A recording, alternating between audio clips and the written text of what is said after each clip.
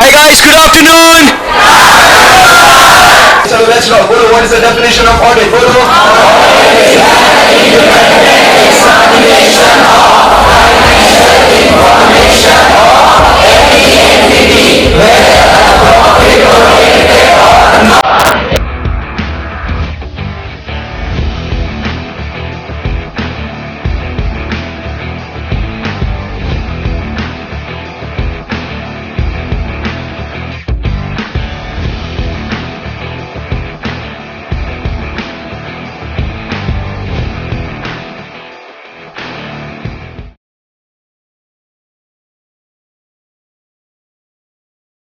Hi guys, good evening.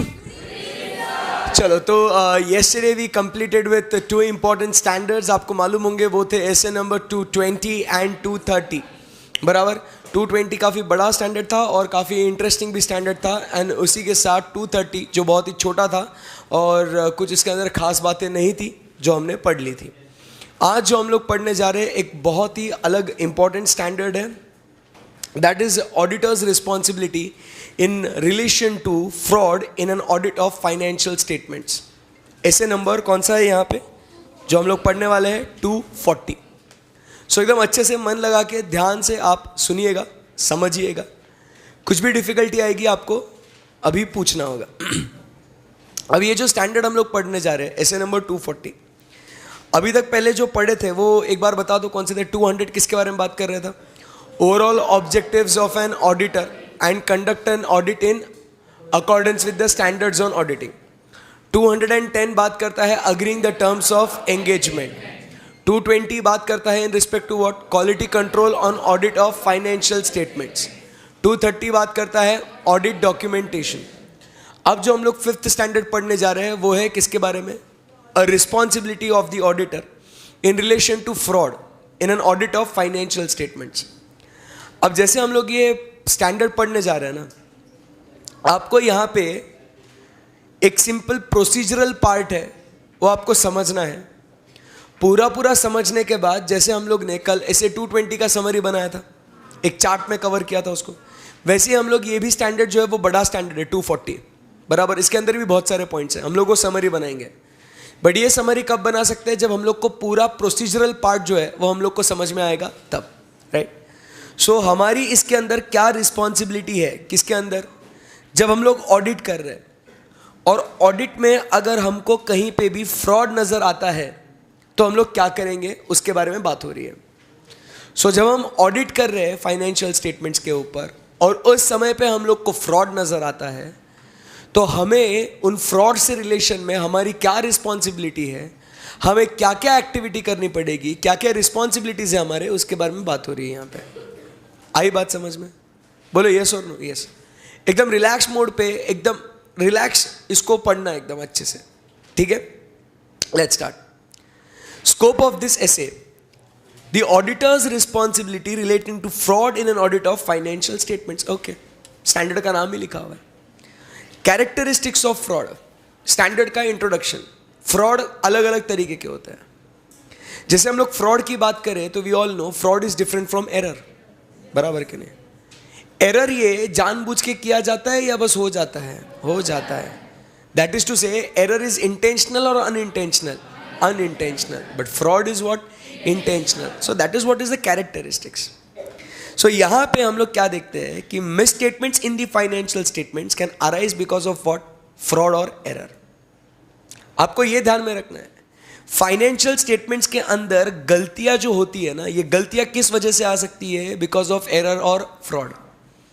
But ऐसे जो 240 यहां पे हम लोग जो बात कर रहे हैं वो किसके बारे में बात कर रहा है? अपनी responsibility in relation to fraud. मतलब मिस स्टेटमेंट्स है, ओके नो प्रॉब्लम. ये मिस स्टेटमेंट्स किसके वजह से आ सकते हैं? दिमाग में सीक्वेंस बनाते रखना. मिस स्टेटमेंट्स किसके वजह से आ सकते हैं? बिकॉज ऑफ एरर्स और fraud.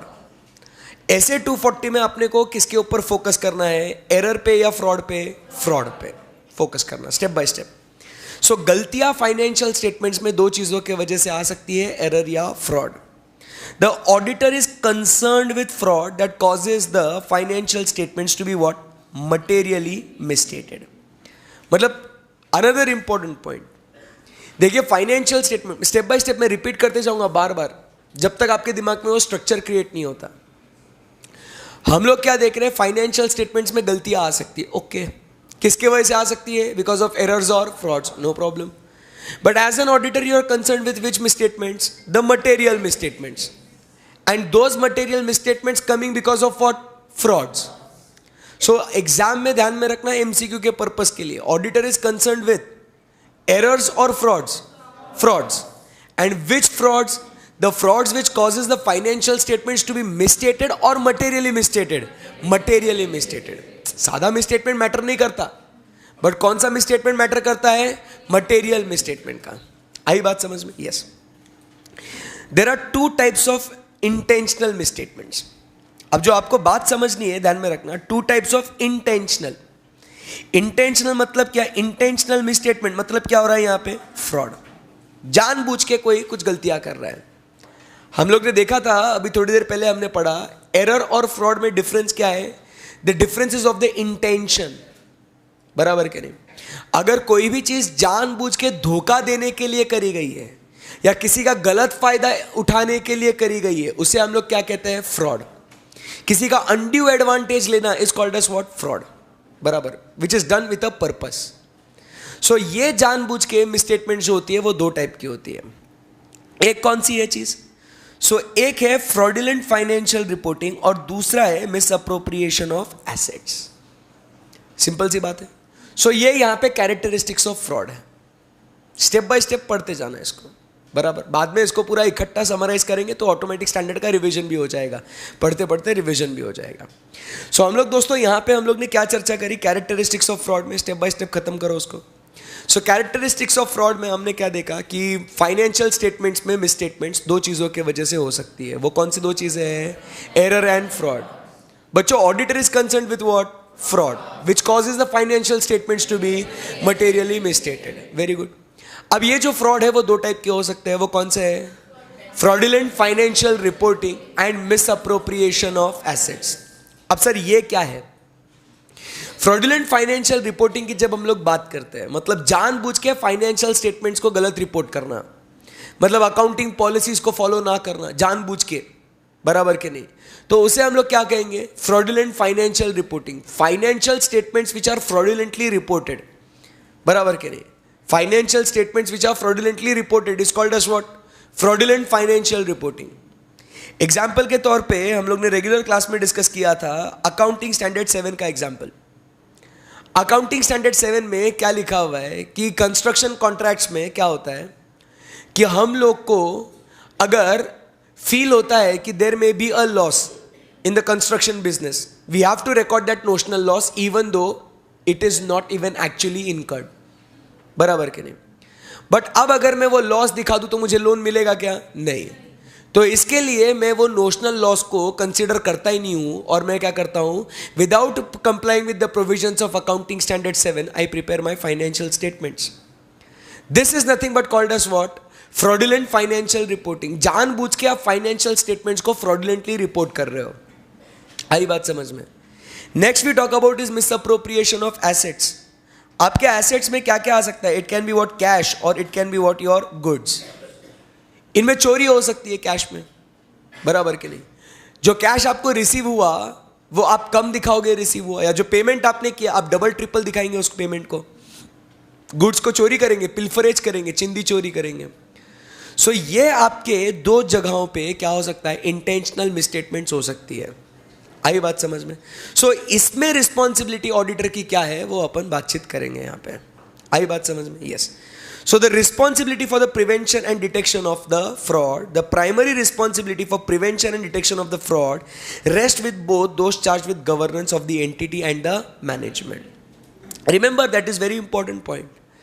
Prevention and detection of the fraud, इससे अपन यहां पे क्या लिख देंगे? It is not the responsibility of auditor.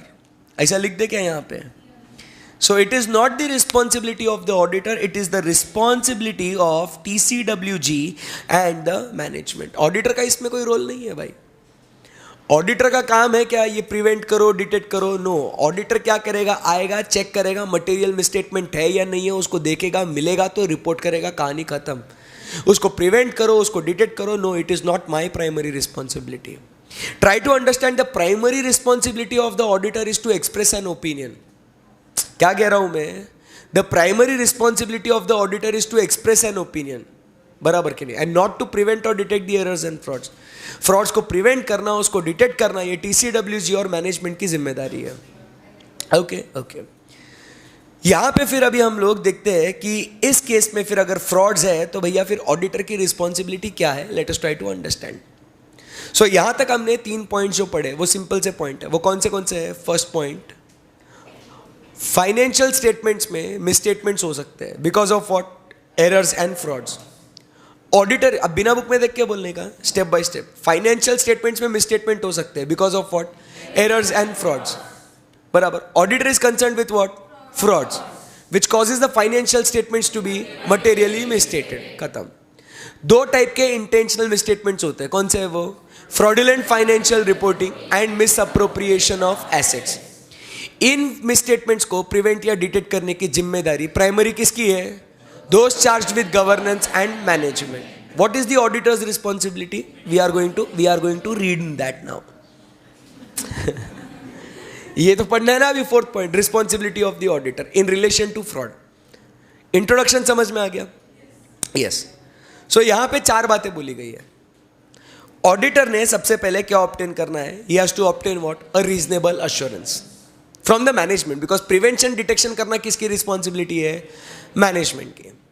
So management से सबसे पहले अपन ने क्या ऑब्टेन करना है? Reasonable assurance that whether the financial statements are free from material misstatement और नॉट. और यही अपने को ऐसे 200 में बोला था कि when you are conducting the audit make sure you obtain what? Reasonable assurance that whether financial statements are free from material misstatements. अब फिर वो अश्योरेंस लेने के बाद we have to check about what? The risk. See, misstatements can happen because of what? Errors and frauds. हमने पहले ही पढ़ लिया है. But the risk that the misstatement occurring because of the fraud is greater as compared to the risk coming in because of what? The error.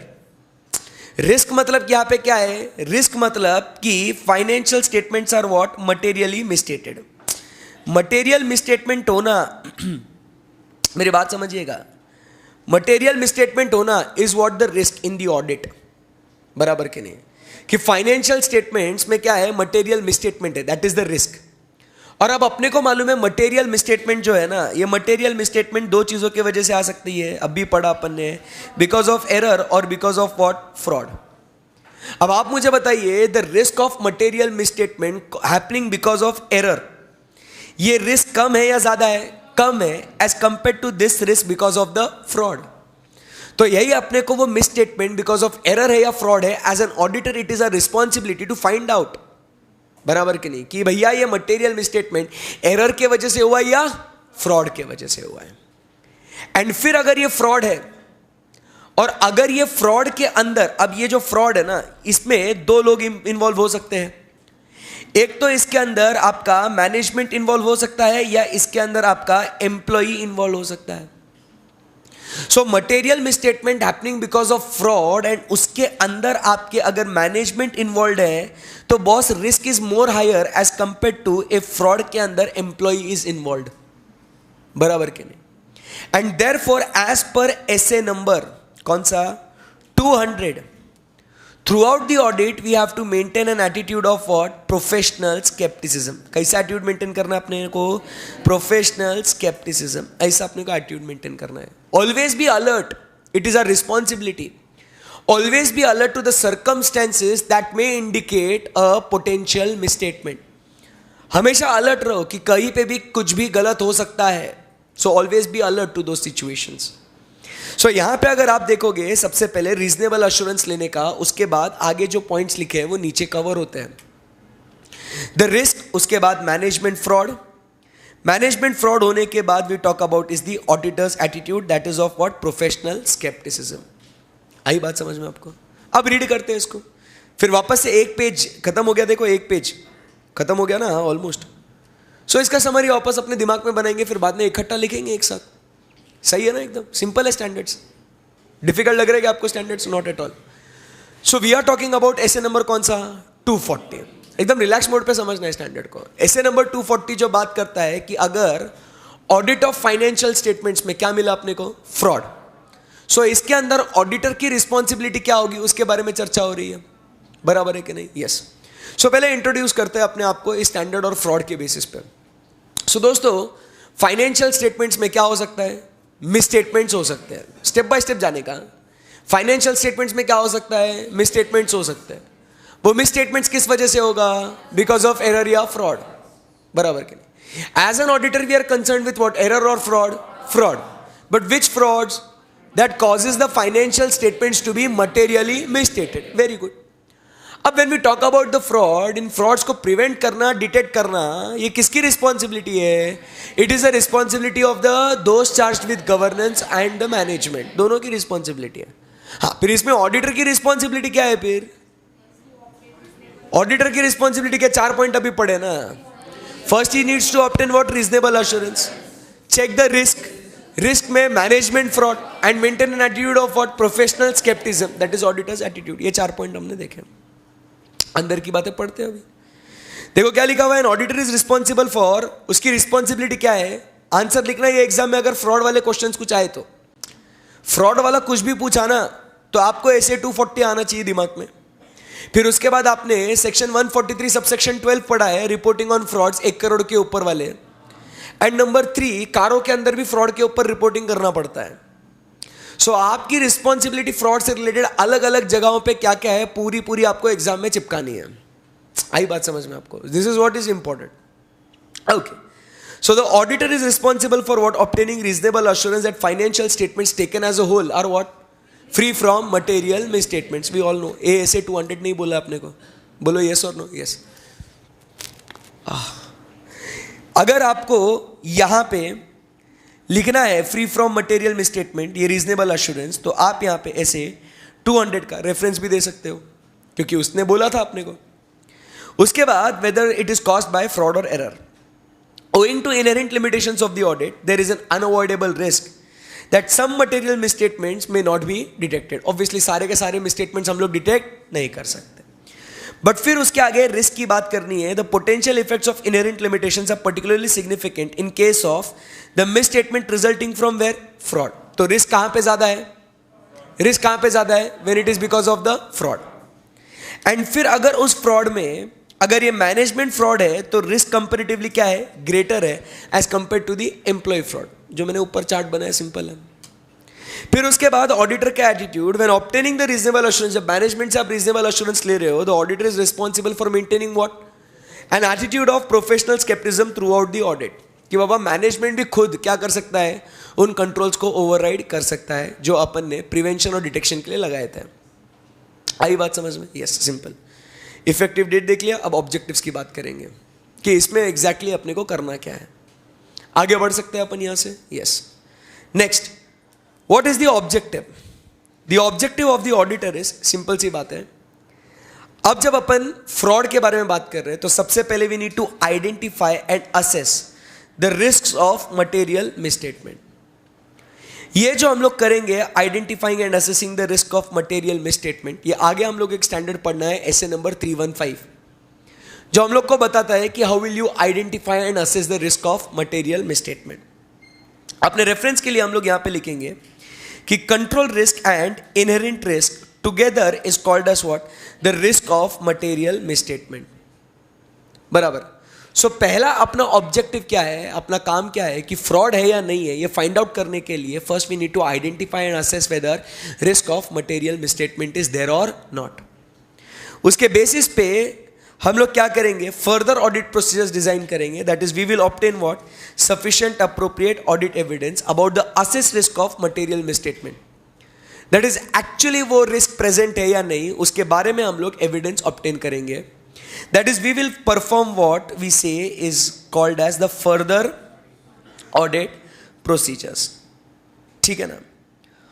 And फिर हम लोग क्या करेंगे, respond appropriately to the identified और suspected frauds. मतलब पहले क्या करेंगे अपन, सिंपल सी बात है, पहले रिस्क ऑफ मटेरियल मिसस्टेटमेंट है या नहीं चेक करेंगे। अपना ऑब्जेक्टिव, अपना काम क्या है इसके अंदर, सो अपना काम क्या है, सबसे पहले रिस्क ऑफ मटेरियल मिसस्टेटमेंट है या नहीं चेक करो। अगर मिला है तो उससे रिलेटेड अपने को क्या करना है, एविडेंस ऑब्टेन करो कि सही में वो है या नहीं है, और फिर अगर है तो उसके बेसिस पे आपको रिस्पॉन्ड करना है कि अगर वो फ्रॉड है तो अपने को क्या ओपिनियन देना है, अगर नहीं है तो अपने को क्या करना है. This is how we respond. Respond का मतलब क्या है, रिएक्ट. और ये जो रिस्पॉन्ड करना है अपने को, ये रिस्पॉन्ड करना है अपने को as per SA number 330, response to the assessed risk. Index में आप देखोगे तो आपको ऐसे 330 का नाम मिलेगा, which is talking about response to the assessed risk. This is what we talk about, the objectives given under essay number 240. Any difficulty till here? फिर ये ऑब्जेक्टिव्स को अचीव करने के लिए अब भयंकर काम अपने को करना है, दैट इज द रिक्वायरमेंट्स. क्या क्या करोगे, that is the requirement, that is the responsibility. Basically I बात समझ में? बोलो यस और नो. यस. सो यहां तक एक बार वापस हो जाए अपनी कहानी. सिंपल सी बात है. हम लोग बात कर रहे हैं फाइनेंशियल स्टेटमेंट्स में मिसस्टेटमेंट्स हो सकती है. बोलो यस और नो. दिमाग में चार्ट बनाते रहना. मैं बार बार इसके लिए बोल रहा हूं so that you plot those items, और फिर आप चार्ट बनाएंगे मेरे साथ.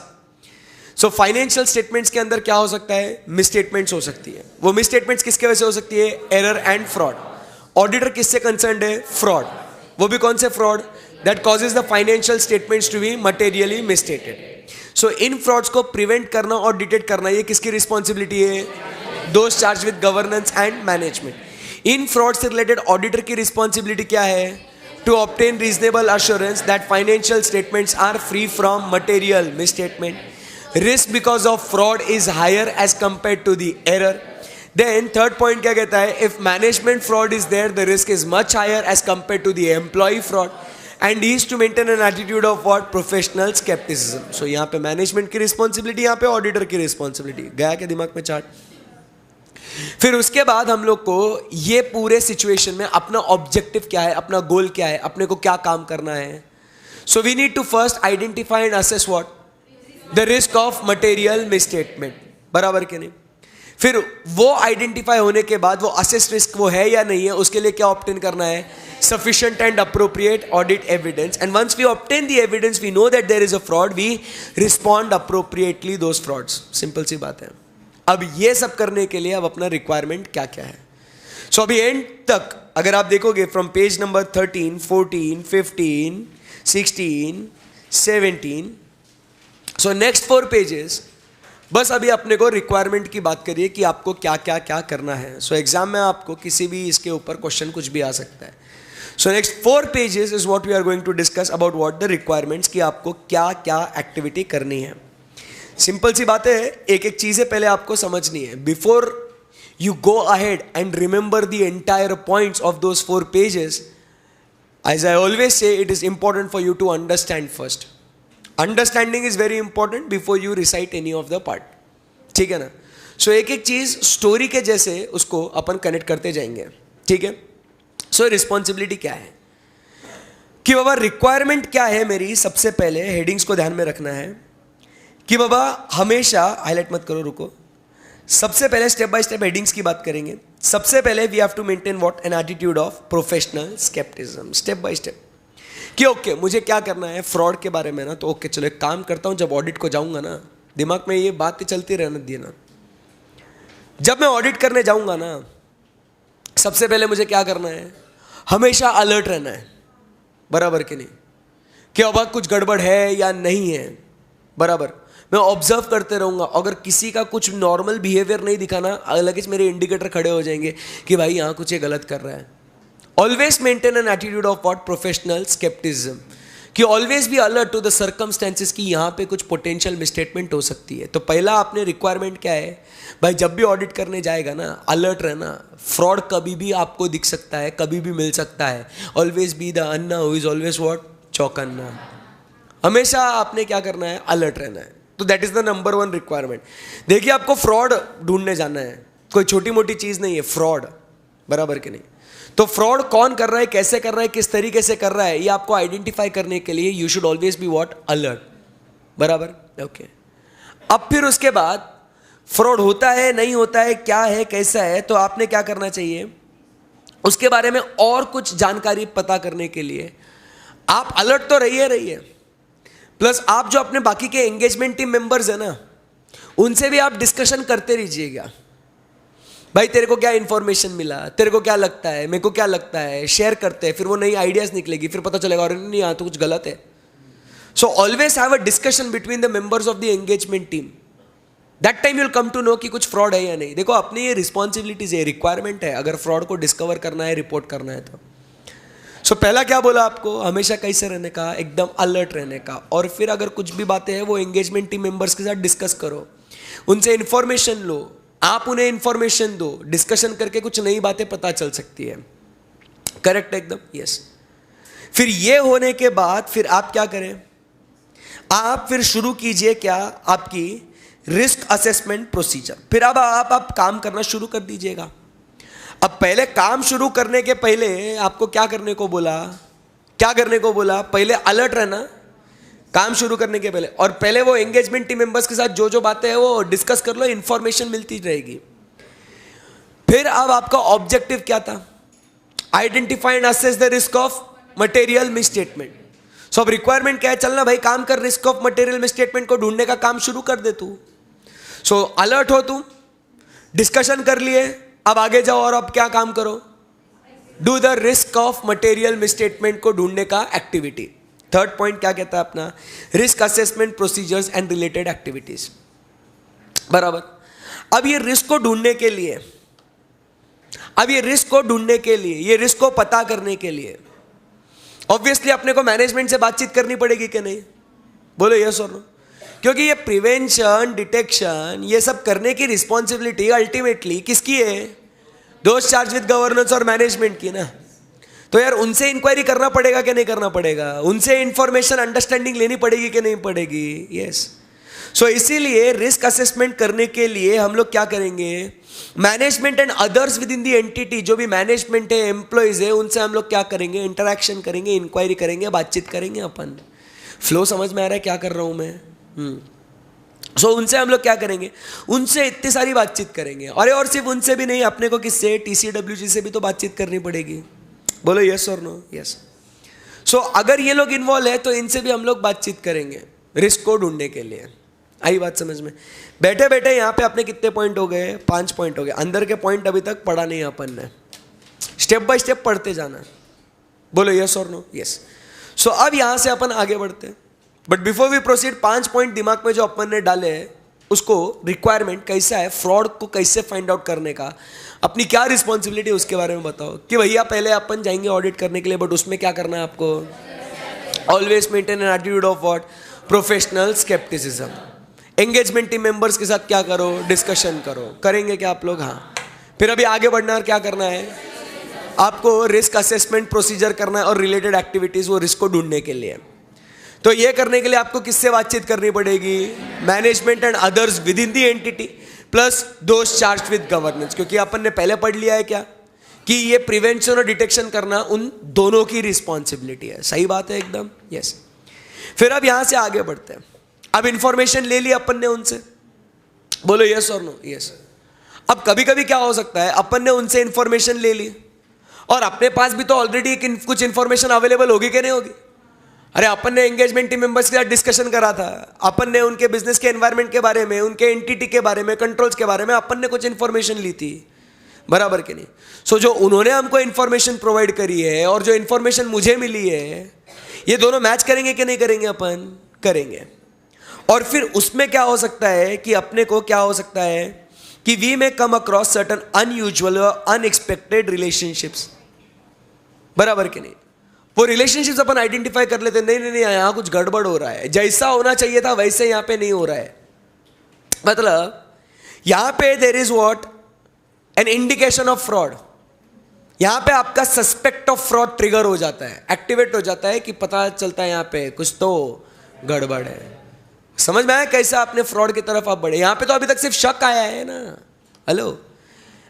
यहाँ पे सिर्फ अनयूजुअल या एक्सेप्शनल आइटम आपने डिस्कवर किया है, यहाँ पे आइडेंटिफाई किया अनयूजुअल रिलेशनशिप.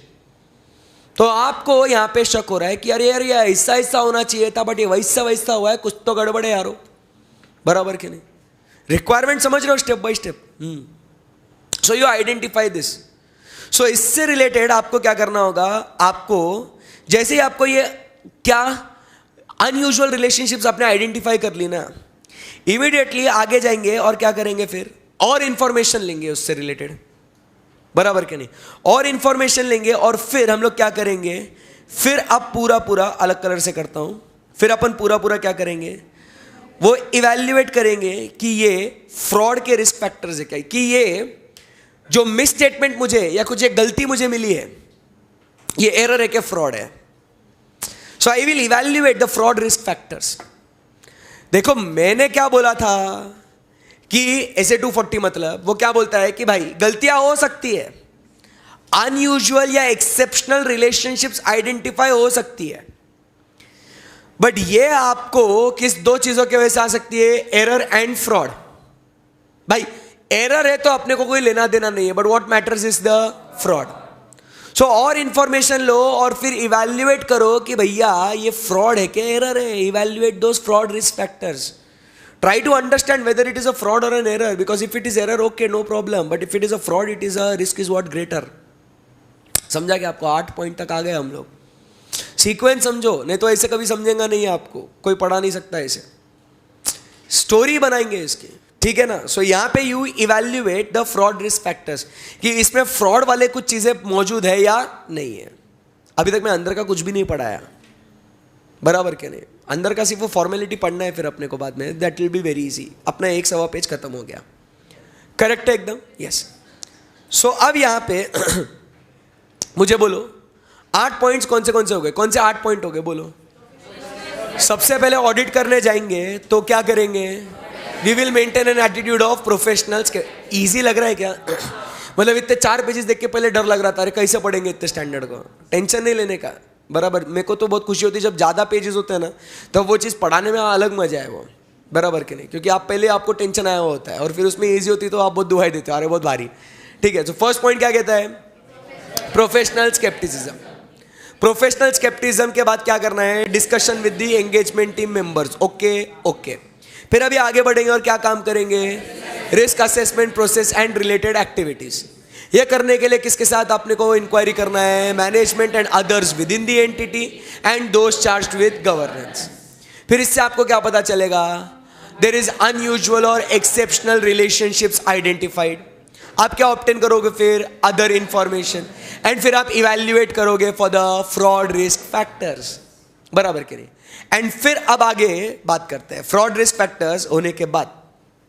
यहां पे आपको पता चल जाता है कि अब यहां पे रिस्क ऑफ मटेरियल मिसस्टेटमेंट है या नहीं है. सही बात है, बोलो यस और नो. यस. अब ऑब्जेक्टिव में अपना जो फर्स्ट पॉइंट था, identify and assess the risk of material misstatement, ये सारी एक्टिविटी करके क्या रिस्क ऑफ मटेरियल मिसस्टेटमेंट पता चला क्या, यस. फिर ऑब्जेक्टिव का सेकंड पॉइंट वापस से जाके पढ़ो क्या लिखा हुआ है सेकंड पॉइंट ऑब्जेक्टिव का मेरे. Then we have to obtain sufficient and appropriate audit evidence about the assessed risk of material misstatement. You need to be thorough, you need to be sure कि whether actually risk is present or not. तो हम लोग क्या करेंगे, we will identify and assess the risk of material misstatement due to fraud. वो है क्या नहीं है, एक्चुअली हम लोग क्या करेंगे उसको, we will check, identify and assess करेंगे कि वो fraud के वजह से है या नहीं है, बराबर के नहीं. एंड फिर अगर वो फ्रॉड के वजह से है तो फिर अपन क्या करेंगे, थर्ड पॉइंट क्या था, response to those assessed risk. Objective का थर्ड पॉइंट है, बोलो. तो हम लोग रिस्पॉन्ड करेंगे, आई बात समझ में. सो रिस्पॉन्ड कैसे करना, क्या क्या करना, ये नीचे लिखा हुआ है. अब फिर पूरा आगे वो आपने रिस्पॉन्ड कैसे करना, पहले स्ट्रक्चर समझना पूरे कॉन्सेप्ट का. आई ऑलवेज से the structure of the concept is very important for you to summarize the entire concept. So मैंने जो ऑब्जेक्टिव आपको बताए थे वो ऑब्जेक्टिव को अचीव करने के लिए रिक्वायरमेंट की कहानी हो रही थी, बराबर. अब रिस्पॉन्ड करना है, लास्ट वाला पार्ट था. अब लास्ट पार्ट में रिस्पॉन्ड करना है. सो आप ये पॉइंट देखेंगे रिस्पॉन्ड, तो आपको दिखेगा audit procedure responsive, audit procedure responsive, दिख रहा है आपको, बोलो यस और नो. फिर आपको ये एविडेंस को इवैल्यूएट करना है, और फिर अगर वो फ्रॉड बहुत गहरा है तो फिर कहानी आगे होगी कि आप वो कंटिन्यू कर सकते हैं. मैनेजमेंट के रिप्रेजेंटेशंस लीजिएगा, कम्युनिकेट करिएगा दोस्त चार्ज विद गवर्नेंस को क्या क्या आपको फ्रॉड मिलता है, एंड फिर उसके बाद आप एनफोर्समेंट अथॉरिटी और इन सब का क्या कीजिएगा, डॉक्यूमेंटेशन. कहानी खत्म हो गई ना यार. मतलब इंपॉर्टेंट क्या है, आपने वो फ्रॉड है या नहीं उसको रिस्पॉन्ड करिए, फिर वो आपने कम्युनिकेट करना है अप्रोप्रिएट पार्टीज को, आप कंटिन्यू कर सकते हैं या नहीं, और इन सब के बारे में जो जो आपको मिला उसके बारे में आपको क्या करना है, डॉक्यूमेंटेशन करना है। कहानी ईजी है क्या? एकदम स्ट्रक्चर दिमाग में घूम रहा है क्या कि what exactly we are suppose to do? मतलब अब आप ये समझना, standards is not difficult, it is just it is telling you कि this is how you are suppose to proceed. कि भाई देखो, आप है ना ये स्टैंडर्ड जब पढ़ोगे ना तो एक ध्यान में रखना सिंपल सी चीज कि मैं चार्टर्ड अकाउंटेंट है, मान लो यू आर अ सीए, बराबर, और आप क्लाइंट प्लेस पे जाने वाले हो, और मान लो आपको वहां पे फ्रॉड अगर कुछ दिखा, तो आपको क्या क्या करना पड़ेगा? आई शपथ मेरे को नहीं मालूम, बराबर। तो वो क्या करने का, उसके लिए आपको ऐसे 240 पढ़ना है कि this is how you should do. कि भाई जब जाएगा ना, क्या कर, प्रोफेशनल स्केप्टिज्म, डिस्कशन कर, मैनेजमेंट से इंक्वायरी कर, ये सब करने का है, एंड लास्ट में डॉक्यूमेंटेशन तक आना है आपको। ये सब करोगे, आपका फ्रॉड से रिलेटेड रिस्पॉन्सिबिलिटी से आप डिस्चार्ज हो गए। सिंपल है एकदम। यस, सो अब एकदम आराम से वापस से हम लोग क्या करेंगे, शुरुआत से, मतलब जो अपना हेडिंग्स अपन ने पढ़े ना, अब अपने को क्या करना है, उसको रीड करना है। ठीक है, all good till here? Yes, let's start. Unless the auditor has a reason to believe the contrary, the auditor may accept records and documents as genuine. मतलब जो भी उसको प्रोवाइड करा गया है ना, उसने क्या बोलना, हाँ ये सही है, good, I can rely on it, unless उसको कुछ गड़बड़ नजर नहीं आनी। अगर गड़बड़ नजर आई तो उसके ऊपर वो भरोसा नहीं करेगा।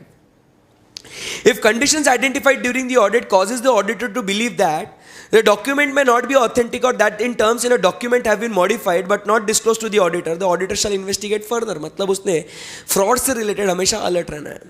एक सिंपल सी बात है यहाँ पे कि अगर यहाँ पे मुझे एक मैनेजमेंट का आदमी कोई है, वो मुझे डॉक्यूमेंट्स अगर प्रोवाइड कर रहा है, बट मुझे उस मैनेजमेंट के कैरेक्टर पे ही डाउट है, मुझे लगता है वो हमेशा कहीं ना कहीं तो भी फ्रॉड या जुगाड़ करने में always he is interested, is involve in it, तो उसने जो भी मुझे डॉक्यूमेंट्स दिए, उसने मुझे जो भी इंफॉर्मेशन दी, क्या मैं उसके ऊपर भरोसा करेगा क्या? नहीं। उन्होंने जो मुझे इंफॉर्मेशन बोली और जो डॉक्यूमेंट्स में जो मुझे इंफॉर्मेशन मिली, अगर उसमें मिसमैच है तो क्या मैं उन डॉक्यूमेंट्स पे भरोसा रख सकता हूं क्या? नहीं। सो ऐसे केस में मुझे हमेशा फर्दर इन्वेस्टिगेशन करना है। इसके लिए मुझे हमेशा अलर्ट रहना है, बराबर, कि क्या सही है क्या गलत है, इसकी जांच पड़ताल मुझे हमेशा करने के लिए मुझे क्या रहना चाहिए? अलर्ट रहना चाहिए, बराबर। So maintain an attitude of what? Professional scepticism. Then discussion among the engagement team members. This discussion touch all take place particular emphasis on how and where the entity's financial statements may be susceptible to material misstatement due to fraud, including how the fraud might occur. आपस में बात करो ना engagement team members के साथ, तेरे को क्या लगता कहाँ फ्रॉड हो सकता है बे? ये बोलेगा अरे लास्ट टाइम मैंने जब ऑडिट किया था ना, बराबर, ये कंपनी ने अपने टारगेट्स पूरे करने के लिए ना जानबूझ के सेल्स ज़्यादा दिखाए थे, बराबर, जिसमें जो गुड्स अप्रूवल बेसिस पे बेचने थे अप्रूवल मिला नहीं, फिर भी सेल दिखाया था इन लोगों ने, बराबर। तो मेरे को लगता है इस बार भी है ना ये लोग है ना उसके अंदर फ्रॉड कर सकते हैं। So that is the area where the fraud is susceptible. ये कब पता चलेगा कि कहाँ गड़बड़ हो सकती है? अपने अपन लोगों में डिस्कस करो ना। लास्ट टाइम कोई और गया होगा ऑडिट के लिए, इस बार मैं जा रहा हूँ, तो लास्ट टाइम जो गया था ना उससे बातचीत करो ना यार, क्या क्या है, तू अलग एरिया देख रहा, मैं अलग एरिया देख रहा हूँ। सो दोनों मिलके अपन थोड़ा अपना माथा फोड़ी करेंगे, वहाँ पे डिसाइड करेंगे कहाँ क्या फ्रॉड हो सकता है, आइडेंटिफाई करो उन फैक्टर्स को कि कहाँ गड़बड़ हो सकती है करके। ससेप्टेबल दैट इज हो सकते हैं, हो है नहीं कह रहे, ससेप्टेबल, लाइकलीनेस, चांसेस, पॉसिबिलिटीज। आई बात समझ में? सो पहले अपन ने क्या किया, सबसे पहले प्रोफेशनल स्केप्टिज्म कि कहाँ कहाँ क्या गड़बड़ हो सकती है वो अपन ने क्या करना है, अलर्ट रहना है। इंफॉर्मेशन में मिसमैच है, मैनेजमेंट के कैरेक्टर पे डाउट है, तो भैया वो डॉक्यूमेंट्स पे अपन ऑथेंटिक है ऐसा भरोसा नहीं रख सकते। नंबर 2 में एंगेजमेंट टीम मेंबर्स के साथ डिस्कस करो, ये पता लगाओ कि कहाँ गड़बड़ हो सकती है करके। फिर अब अभी काम करो, काम क्या कर रहे हैं? Risk assessment procedures and related activities. The auditor shall perform the procedures to obtain information for use in identifying and assessing the risk of material misstatement obviously due to what? Fraud. काम करो fraud को ढूंढने के लिए, बराबर कि नहीं? अपना नॉर्मल काम करते रहना। फिर उसको करने के लिए management and others with in the entity क्या करेगा? ऑडिटर इन लोगों से पूछताछ करेगा, उनसे इंक्वायरी करेगा। We all know inquiry is one of the method to obtain audit evidence, बराबर के नहीं? इंक्वायरी का मतलब होता है seeking information from a knowledgeable person. जिस व्यक्ति को ज्ञान है, जिस व्यक्ति को नॉलेज है, उससे हम लोग बातचीत करेंगे, उससे इंफॉर्मेशन लेंगे कि कहाँ क्या गलत है, क्या गलत नहीं है। सो हम पहले इंक्वायर करेंगे किससे? मैनेजमेंट से। क्या क्या पूछेंगे मैनेजमेंट से कि बाबा मैनेजमेंट, क्या आपकी, देखो पहले रिस्पॉन्सिबिलिटी थी prevention and detection of errors and fraud, तो वो रिस्क को ढूंढने के लिए कि क्या आपने कुछ असेसमेंट करा है क्या? The management assessment of the risk that financial statement में भी मटेरियल मिस्टेक, तुमने क्या किया है इससे रिलेटेड, मुझे बताओ ना। अरे मेरे को फ्रॉड ढूंढने का है, मैं ढूंढ के रहेगा, मेरे को कोई प्रॉब्लम नहीं है, बट यार तुमको प्रिवेंशन एंड डिटेक्शन करने की किसकी रिस्पॉन्सिबिलिटी थी? आपकी रिस्पॉन्सिबिलिटी थी ना। ये बताओ ना, तुमने क्या किया है इससे रिलेटेड। इंक्वायरी करेगा ना जाके, क्योंकि यार बिजनेस तुम्हारा चला तुम रहे हो, फाइनेंशियल स्टेटमेंट्स बनाना ना तुमको है। अरे उन फ्रॉड्स को प्रिवेंट डिटेक्ट करना तुम्हारी जिम्मेदारी है। भाई मेरे को बताना तुमने इससे रिलेटेड तुमने क्या काम करा है, पहले वो तो बताओ मेरे को। So I will inquire with the management about what? The management's assessment about what? Risk of material misstatements resulting from what? Frauds. तुमने उसको क्या असेस किया है, बराबर के नहीं? उसके बाद मैनेजमेंट के असेसमेंट में तुमने किया है क्या? अच्छा, तो फिर मैं क्या करूंगा कि फिर तुमने जो आइडेंटिफाई किया है वो किस तरीके से किया है, और तुमने उस फ्रॉड को रोकने के लिए तुमने क्या एक्शन लिया है वो भी बताओ फिर। अच्छा, पहले तो मैं क्या पूछेगा, तुमने किया क्या? रिस्क असेसमेंट प्रोसीजर तुमने किया क्या? फिर दो बातें होगी, एक तो किया, नहीं किया। नहीं किया तो साइड में रख दो, फिर अपन अपना देखेंगे, बट अगर किया है तो किस तरीके से किया तुमने, और फिर करने के बाद जो तुमको रिस्क मिली क्या नहीं मिली, दो बातें होगी। अच्छा, रिस्क मिली, नहीं मिली, नहीं मिली तो छोड़ो कोई बात नहीं, बट अगर मिली तो उसको कंट्रोल करने के लिए आपने क्या रिस्पॉन्ड किया, आपने क्या रिएक्शन किया, आपने क्या कंट्रोल लगाया। That is how the process of identifying and response to that risk, बराबर के नहीं? फिर उसके बाद मैनेजमेंट ने जब तुमको वो गलती मिली तो क्या तुमने वो TCWG को बताया क्या तुमने? क्योंकि आपको मालूम है TCWG सबसे ऊपर होते हैं। TCWG के बाद मैनेजमेंट है, फिर अपने नॉर्मल एम्प्लॉइज है। तुमने उनको जो ऊपर है उनको बताया गया, उनको कम्युनिकेट करा गया regarding how you identified and respond to the risk of fraud in an entity. क्योंकि फ्रॉड है ना रे बॉस, छोटी मोटी चीज नहीं है ना। एम्प्लॉय ऑर्गेनाइजेशन के अंदर का या कोई मैनेजमेंट कुछ भयंकर इंटेंशनली कुछ गलत काम कर रहा है, तुमको वो फ्रॉड मिला है, तुमने वो ऊपर वाले बड़े लोगों को बताया कि नहीं बताया, बराबर? सो कम्युनिकेशन, वो कम्युनिकेशन देखेंगे। फिर management's communication to employees regarding its views on the business practices and ethical behaviour. तुम्हारे जो वैल्यूज है, मॉरल प्रिंसिपल्स है, क्या तुमने वो तुम्हारे एम्प्लॉयज तक कम्युनिकेट करे क्या तुमने कि फ्रॉड नहीं करने का, करा तो ऐसा होगा वैसा होगा, बराबर के नहीं? सो हम लोग जो एक बात करते हैं ना कोड ऑफ कंडक्ट की, हर एक ऑर्गेनाइजेशन में कोड ऑफ कंडक्ट होना चाहिए, तो वो कोड ऑफ कंडक्ट क्या तुमने वो एम्प्लॉयज तक कम्युनिकेट करा क्या? हमने फाइनल की बात करूं तो हमने फाइनल में कॉर्पोरेट गवर्नेंस के अंदर कोड ऑफ कंडक्ट पढ़ा है, और अगर मैं इंटर की बात करूं तो चैप्टर नंबर कौन सा, इंटरनल कंट्रोल में आपको याद होगा कि हमने क्या पढ़ा था, communication of roles and responsibilities, policy manuals and control manuals. और तुमने वो एम्प्लॉयज को दिया क्या नहीं दिया, वो चेक करने का है मेरे को, बराबर के नहीं? Open communication channel, whistle blowing mechanism होना चाहिए, विजुअल मैकेनिज्म होना चाहिए। सो हैव यू कम्युनिकेटेड, बराबर? सो ये मैं मैनेजमेंट से क्या करेगा, पहली पहल मैं यहां पे उनसे ये बातें इंक्वायरी करेगा, पूछताछ करेगा। मेरे को रिस्क ढूंढना है बिकॉज ऑफ फ्रॉड, और ये इसके लिए मैं इंक्वायरी करेगा मैनेजमेंट से। बोलो मैनेजमेंट से क्या क्या इंक्वायरी करूं? मैनेजमेंट से क्या इंक्वायरी करूं कि सबसे पहले management's assessment of risk in financial statements of material misstatement due to fraud.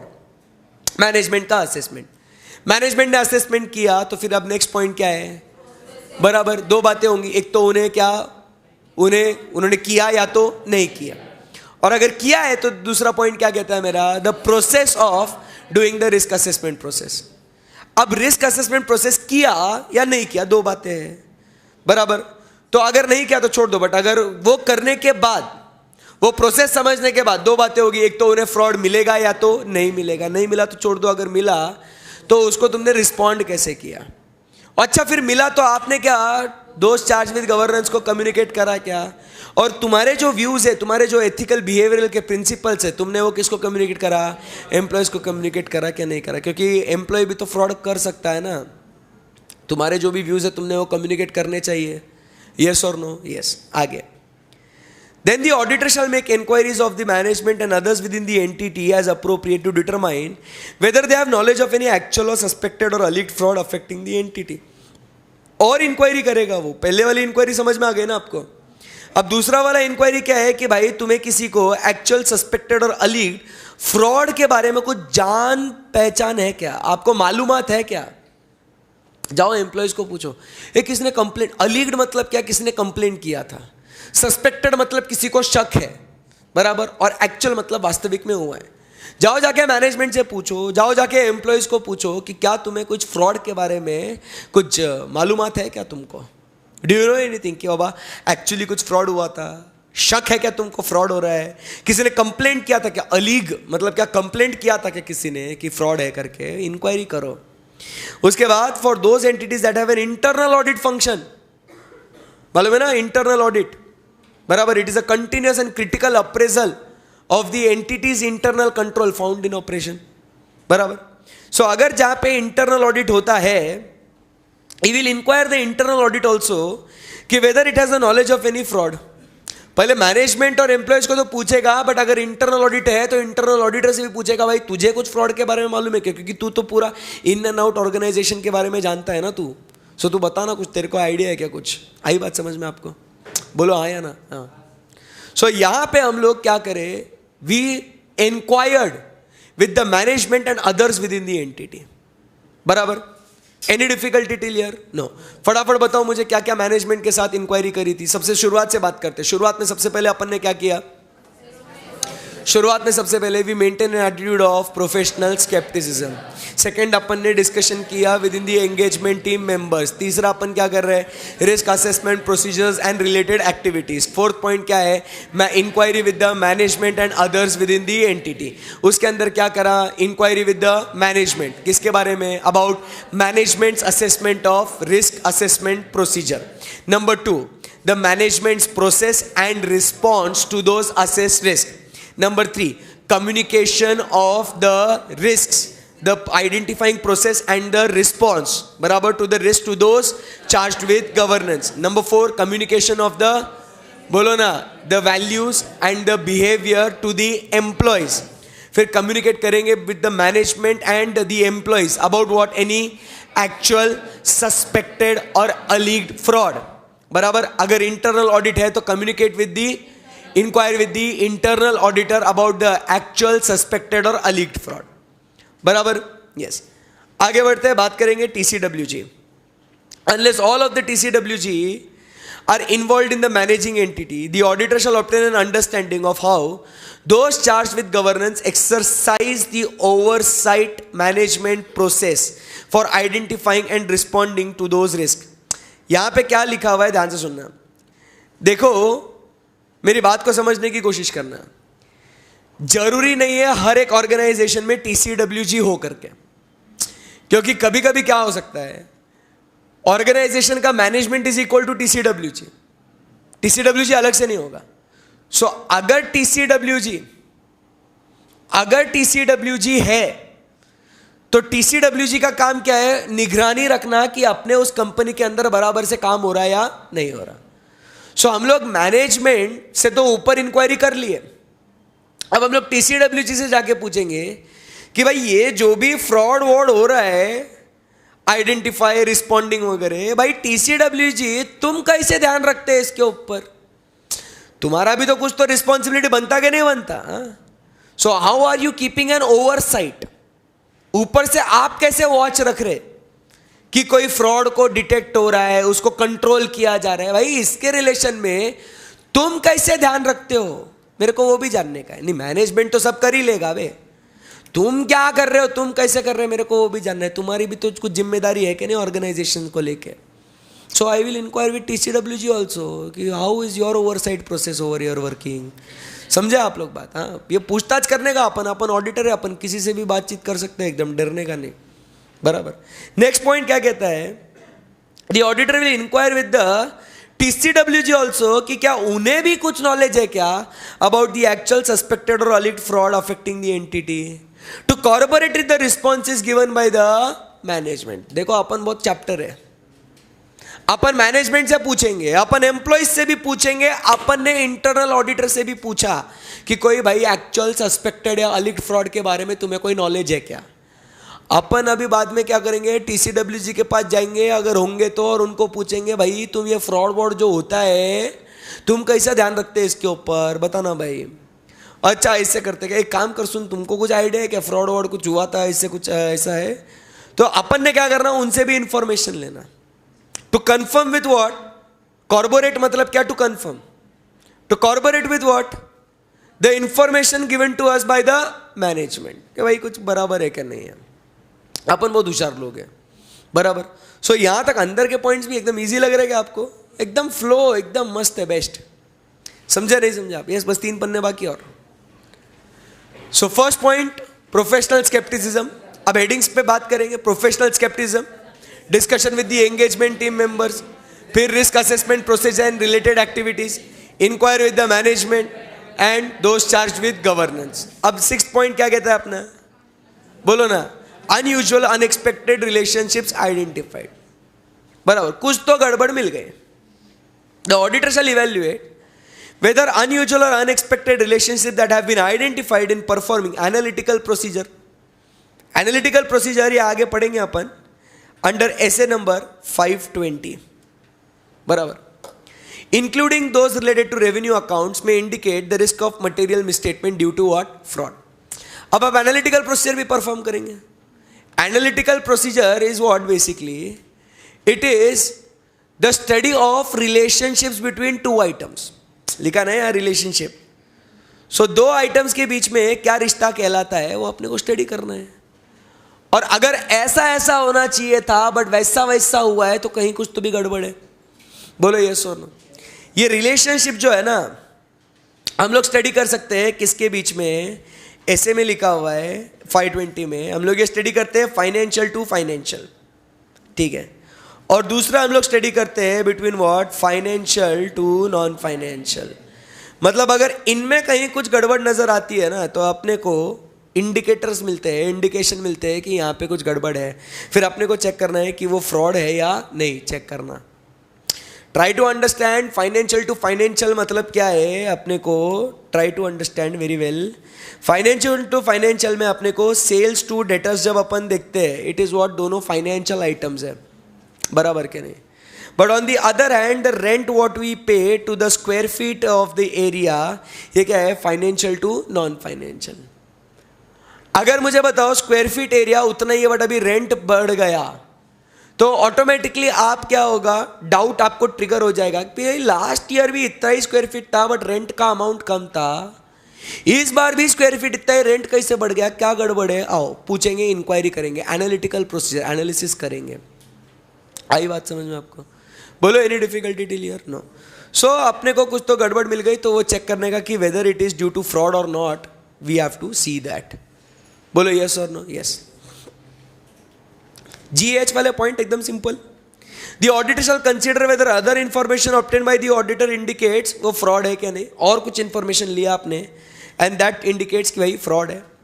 या तो evaluation of fraud risk factors, the auditor shell evaluate whether the information obtain from other risk assessment procedure and related activities perform indicate that कहीं कुछ fraud factors present है, या जो भी अपन ने किया ना अभी ये risk assessment procedure and related activity करा ना अपन ने, अरे ऊपर पढ़ा के नहीं पढ़ा, इसमें अपने को जो भी करा, जैसे अपन ने क्या किया, मैनेजमेंट के साथ अपन ने इंक्वायरी करी क्या नहीं करी, अपन ने एम्प्लॉयज के साथ अपन ने इंक्वायरी करी, अपन ने इंटरनल ऑडिटर के साथ अपन ने इंक्वायरी करी, अरे अपन ने TCWG के साथ पूछा, अपन ने अदर इंफॉर्मेशन ऑब्टेन किया, अपन ने एनालिटिकल प्रोसीजर अपन ने परफॉर्म किया, अरे अपन ने बहुत काम किया यहाँ पे।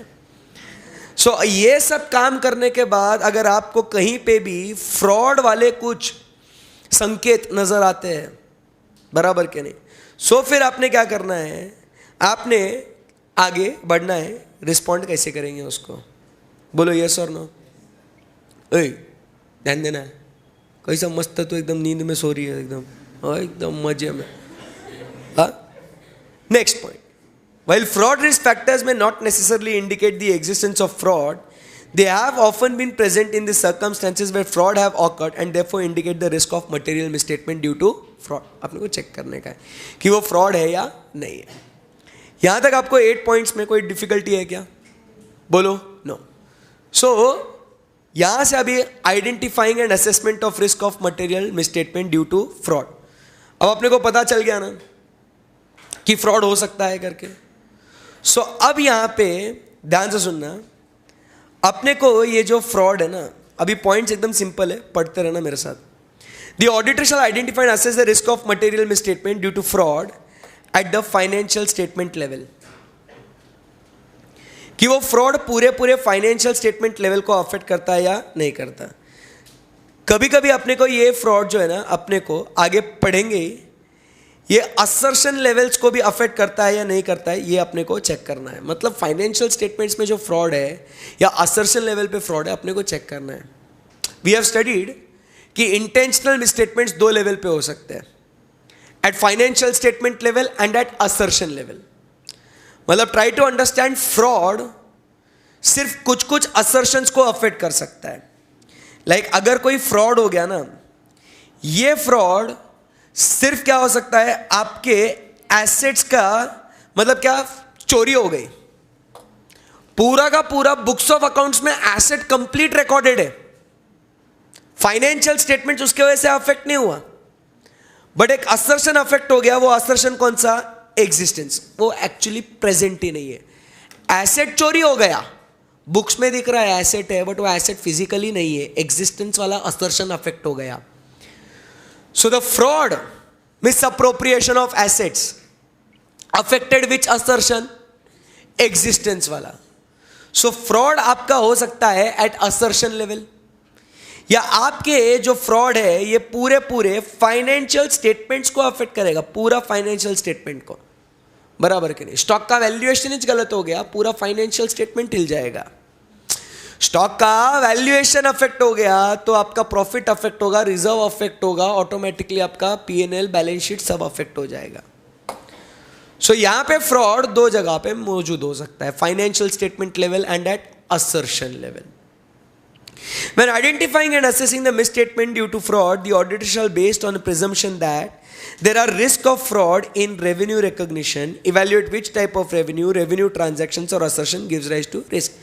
मतलब कहाँ पे रिस्क है वो बेसिकली आपने आइडेंटिफाई करते रहना है. पॉइंट सिंपल है वो. The auditor shall treat those assessed risk. assessed मतलब क्या? यहाँ पे आइडेंटिफाइड, ढूंढा है अपने, असेस किया है, due to fraud as significant risk. जो आपने रिस्क को ऑलरेडी ढूंढ लिया है, उन को अपन क्या ट्रीट करेंगे? The significant risk. आपको याद होगा, the risk that is because of fraud is considered as what? The significant risk. जैसे अपन ने अलग अलग एग्जाम्पल्स पढ़े हैं कि सिग्निफिकेंट रिस्क कहाँ पे हो सकती है? Because of fraud, because of related parties, because of what? The क्या, measurement in financial transactions, there is degree of uncertainty. याद है? कुछ ऐसे पढ़ा था. कॉम्प्लेक्सिटी ऑफ ट्रांजैक्शंस है, change in economic accounting environment है. बोलो. हाँ. सो यहाँ पे वो हम लोग क्या करेंगे? उसको सिग्निफिकेंट रिस्क मानेंगे. सो यहाँ पे पॉइंट क्या है? Identification and assessment of risk of material misstatement. तो हम लोग को बस क्या आइडेंटिफाई करना है, असेस करना है कि वो फाइनेंशियल स्टेटमेंट लेवल पे है या असर्शन लेवल पे है. और अगर आपने वो फ्रॉड के वजह से असेस कर लिया तो वो जो रिस्क आएगी वो रिस्क होगी सिग्निफिकेंट. That's it. रिस्पॉन्ड करना है. एक बार पढ़िए उसको. Response to assess risk of material misstatement due to fraud, overall responses. ध्यान से पढ़िएगा इसको एक बार.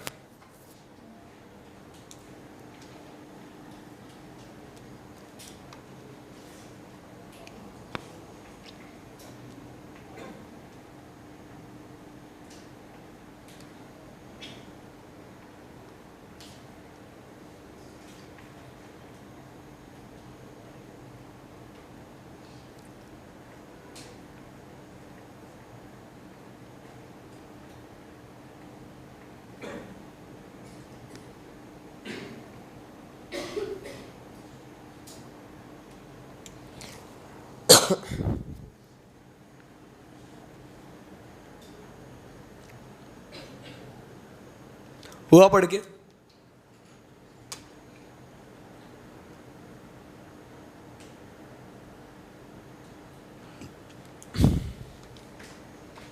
Guys, yes. सो क्या लिखा वहां पे? रिस्पॉन्स टू असेस रिस्क, मतलब अपने को ओवरऑल रिस्पॉन्स क्या करना है? फ्रॉड मिला है अपने को, अब अपनी रिस्पॉन्सिबिलिटी क्या है? अगर अपने को दिखता है कहीं ना कहीं कुछ फ्रॉड है तो होशियार लोगों को भेजना। अरे वो फ्रॉड को डिटेक्ट करने के लिए ऐसे लोगों को भेजो ना जिसको नॉलेज है करके। सो फर्स्ट पॉइंट में क्या लिखा हुआ? Assign and supervise personal taking account of the knowledge, skill and ability. अरे वो होशियार व्यक्ति होना चाहिए, ऐसे व्यक्ति को वहां पे असाइन करो वो एरिया से रिलेटेड। फिर अब वो सिग्निफिकेंट फ्रॉड हो सकता है तो इवैल्यूएट करो कि तुमने बराबर अकाउंटिंग प्रिंसिपल्स यूज करे ना इन रिस्पेक्ट ऑफ ट्रांजैक्शन। ये याद होगा आपको, अब भी बात करी थी, transactions which are what? Complex, जिसमें सब्जेक्टिव मेजरमेंट है। सो बराबर अकाउंटिंग पॉलिसीज यूज करे कि नहीं करे? अब सब्जेक्टिव मेजरमेंट्स मतलब क्या? लेट अस से for example about bad debts. Bad debts को मेजर करना ये मैटर है, सब्जेक्टिव है। तू बोलेगा वो अच्छा है डेटर, मतलब he still good and recoverable. मैं बोलेगा no it is bad and irrecoverable. Subjective measurement है, रिस्क आई ना यहाँ पे। बोलो यस और नो। तुम बोलेगे एंटिटी का गोइंग कंसर्न वैलिड है, मैं बोलेगा नहीं है, सब्जेक्टिव मेजरमेंट है ना।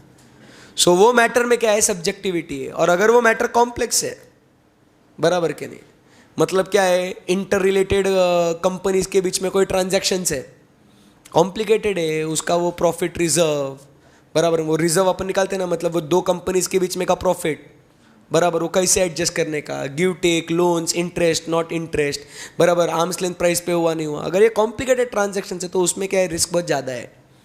सो अपन ने वो ट्रांजैक्शन से रिलेटेड जहाँ पे सब्जेक्टिव मैटर्स है या जो ट्रांजैक्शन एकदम कॉम्प्लेक्स है उससे रिलेटेड अकाउंटिंग पॉलिसीज बराबर है या नहीं है उसको इवैल्यूएट करने को बोलते हैं वो। एंड आखिरी पॉइंट क्या कहता है कि यू शुड इंक्लूड, इनकॉर्पोरेट का मतलब क्या है? इनकॉर्पोरेट का मतलब क्या है? You should include an element of unpredictability in your audit procedures. Like surprise check करो जाके। क्या करो? Surprise check. कैश को चेक करना ना, कभी पहले इन्फॉर्म मत करो क्लाइंट को कि हम चेक करने आ रहे कैश, स्टॉक, जो भी आपको चेक करना है। Do what? Surprise check. Surprise, हम आ गए, without any prior intimation. So they will be caught what? Red handed, क्या अगर कुछ गड़बड़ करते होंगे तो। सो ये अपना रिस्पॉन्ड होना चाहिए कि फ्रॉड एक्चुअली है या नहीं उसको पता करने के लिए। बात समझे क्या आप मेरी? बोलो हाँ या ना? हाँ। बी पॉइंट में क्या हुआ बेटा? इवैल्यूएट वेदर, पूरा पूरा पॉइंट पढ़ते हैं। इवैल्यूएट वेदर, इवैल्यूएट मतलब किसको बोल रहा है? अपने को। जो एंगेजमेंट टीम आपने यहाँ पे असाइन करी है ना, जिसको नॉलेज वगैरह है, अपन क्या बोल रहे हैं उसको कि भाई तू इवैल्यूएट कर। क्या इवैल्यूएट कर? कि जो भी whether the selection and application of accounting policies जो है ना, in respect to which matters related to subjective measurement. Example क्या दिया? Bad debts. या तो जो ट्रांजैक्शन कॉम्प्लेक्स है, कॉम्प्लेक्स में क्या बोलूं मैं यहाँ पे तेरे को? कॉम्प्लेक्स में एग्जाम्पल क्या दिया? कॉम्प्लेक्स ट्रांजैक्शन मतलब जो इंटर कंपनी ट्रांजैक्शन होंगे, बराबर कि नहीं, मतलब रिलेटेड पार्टीज ट्रांजैक्शन से इंटर कंपनी। तुमसे हम तुम्हें कुछ दे रहे हैं, तुम हमसे कुछ ले रहे हो, उसमें प्रॉफिट है, तुम्हारा लाइबिलिटी है, तुम्हारी एसेट है, रिसीवेबल, पेएबल है कुछ। So this are the complex transactions. So हमें क्या करना है? इवैल्यूएट करना है भाई कि वो जो अकाउंटिंग पॉलिसीज बराबर है क्या नहीं, और उनमें कुछ इंडिकेशंस तुम्हें मिलते हैं क्या कि फ्रॉड वगैरह कुछ है क्या नहीं है। So indicative of fraudulent financial reporting resulting from the management's what effort to manage earnings. Management कुछ तो भी गड़बड़ करेगा, बराबर। वो याद है आपको कॉटन कैंडीज वाला एग्जाम्पल? हेलो, आपको याद है कॉटन कैंडीज वाला एग्जाम्पल? 5000 कैंडीज, बराबर, at the rate of 25, 20, 15। Management is trying to do what? Manage the earnings. आई बात समझ में आपको? सो यहां पे ऐसे कुछ मैनेजमेंट क्या कर सकता है? कॉम्प्लेक्स ट्रांजैक्शन को, अभी जिनको नहीं समझ में आ रहा है मैं आपको बताता हूं।